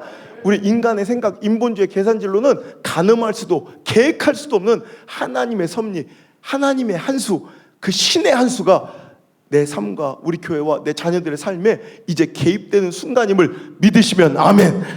오늘 내 삶은 절망인 것 같고 내 뜻대로 풀리지 않아, 오늘도 정말 실망스러운 오늘일지라도 우리 그런 2022년도를 힘있게 희망차게 하나님만 붙들고 그분만 신뢰하고 우리 다시 한번 힘있게 일어나 keep going 걸어가시길 주님으로 축원합니다. 우리 갑자기 찬양 하나 하고 싶은데 이게 이제 교회의 능력이고 사역자들의 이 능력치야. 갑자기 시킬 때 내일 일은 난 몰라요. 갑자기 우리 누님들 이렇게 보니까 그 찬양 뭐야? 아니네. 어쩐지.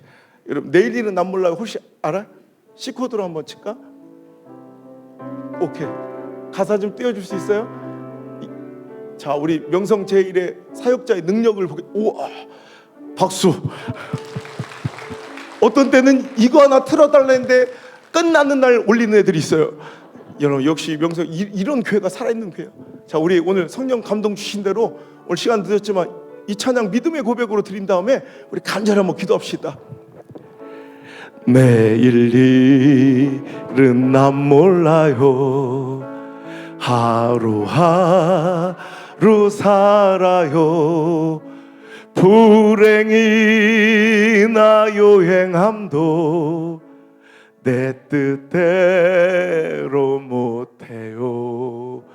험한 이 길 가고 가도 끝은 없고 고네요. 주님 예수 팔레미사 내 손 잡아주세. 아멘. 내일 일은 난 몰라요. 장래일도 몰라요. 아버지여 날 붙드사 평탄한 길 주옵소서. 좁은 이 길 주님 가신 그의 길 힘이 들고 어려워도 찬송하며 갑니다. 성령이여 그 음성을 항상 들려주소서. 문 정했어요. 변치 않게 하소서.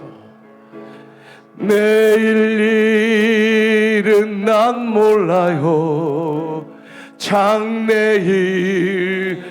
몰라요. 아버지여 아버지여 주신 소명 이루소서.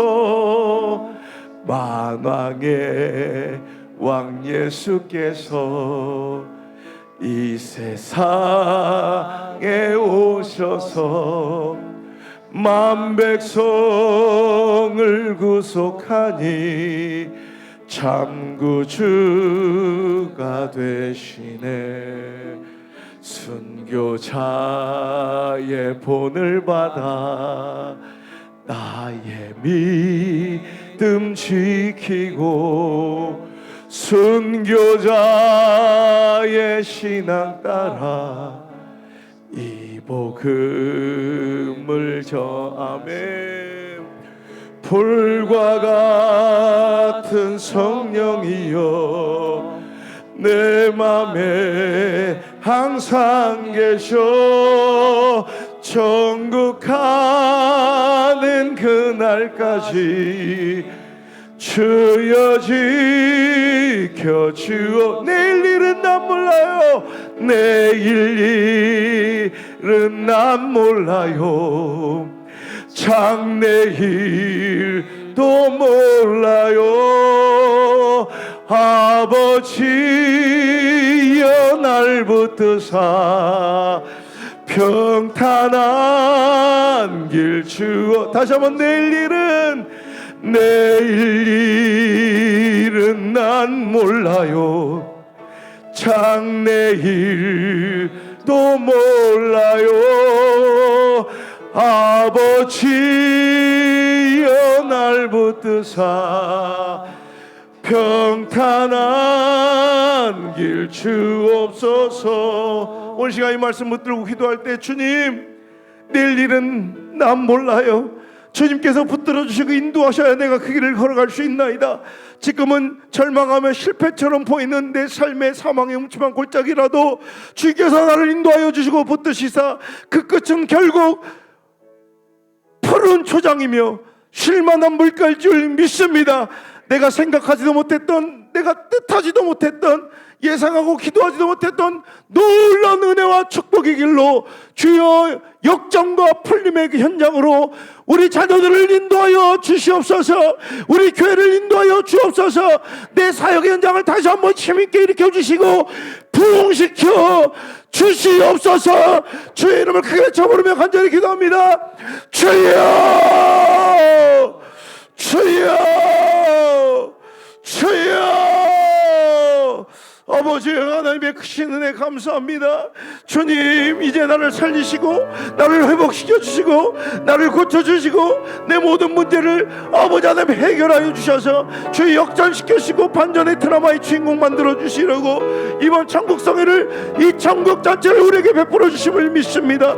주여 아버지 하나님 이 성회를 통하여 아버지 나의 모든 삶의 문제들이 풀어지고 해결되며 응답되고 역전되며 고침받고 열려지는 놀라운 역사가 그 은혜의 현장이 바로 이곳이 될 수 있도록 내가 될 수 있도록 인도하여 주옵소서. 하나님께서 역사하신 주님께서 준비하신 그 모든 은혜들을 하나 놓지 아니하고 다 받아 누리는 저들이 될 수 있도록 주여 역사하여 주시옵소서. 은혜 현장에 구경꾼 되지 않게 하시고 엑스트라로 남지 않게 하시고 반드시 그 은혜의 주인공 되어 주님을 아버지 하나님 만나고 체험하는 우리 특별히 다음 세대 자녀들이 될 수 있도록 주여 이곳에서 이번 성회를 통해 역사하여 주시옵소서. 오 주님 감사합니다. 사랑의 주 하나님 크신 애 감사합니다. 저들의 미천함과 저들의 절망과 한숨을 그냥 내버려 두지 아니하시고 주여 나를 고치시고 나를 살리시고 내 삶의 진로를 열어주시고 내 모든 문제를 풀어주시기 위하여 이번 천국잔치를 허락하여 주신 줄 믿습니다. 이번 비전 축복성회를 통하여 아버지 하나님 이제 내 신앙이 더 뜨거워지고 주님과 더 가까워지고 내 사역 현장이 물을 듯 부릴 듯 부흥이 일어나며 내 모든 삶의 문제들이 내가 꿈꾸지도 못했던 방법들로 풀어지고 해결되는 기적 같은 역사에 오늘도 시발점으로 진앙지로 아버지 하나님 오늘 이 시간이 사용될 수 있도록 인도하여 주옵소서. 주께서 예배하신 그 놀라운 축복들을 멀리 있어서 구경하고 오늘도 바라보는 자들 되지 않게 하시고 그 은혜의 주인공 되게 도와주옵소서. 오늘도 은혜의 큰 소낙비를 우리에게 내려주셔서 피할 수 없이 흠뻑 젖는 귀한 은혜의 연장이 될 수 있도록 주여 인도하여 주옵소서.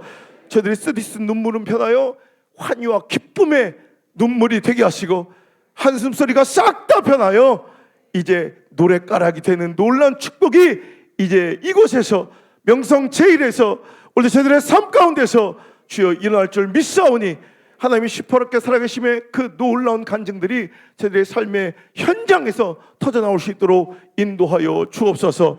각 가정에서 함께 예배하는 모든 자들을 지켜 보호하여 주시고 오늘 이곳에 있는 큰 은혜가 동일하게 아버지 그 예배 현장 각자의 삶의 현장에 부어지게 도와주시며 오늘도 마음이 뜨거워져 한 걸음에 달려나 함께 동참하는 그 은혜의 자리들이 더 늘어날 수 있도록 인도하여 주옵소서.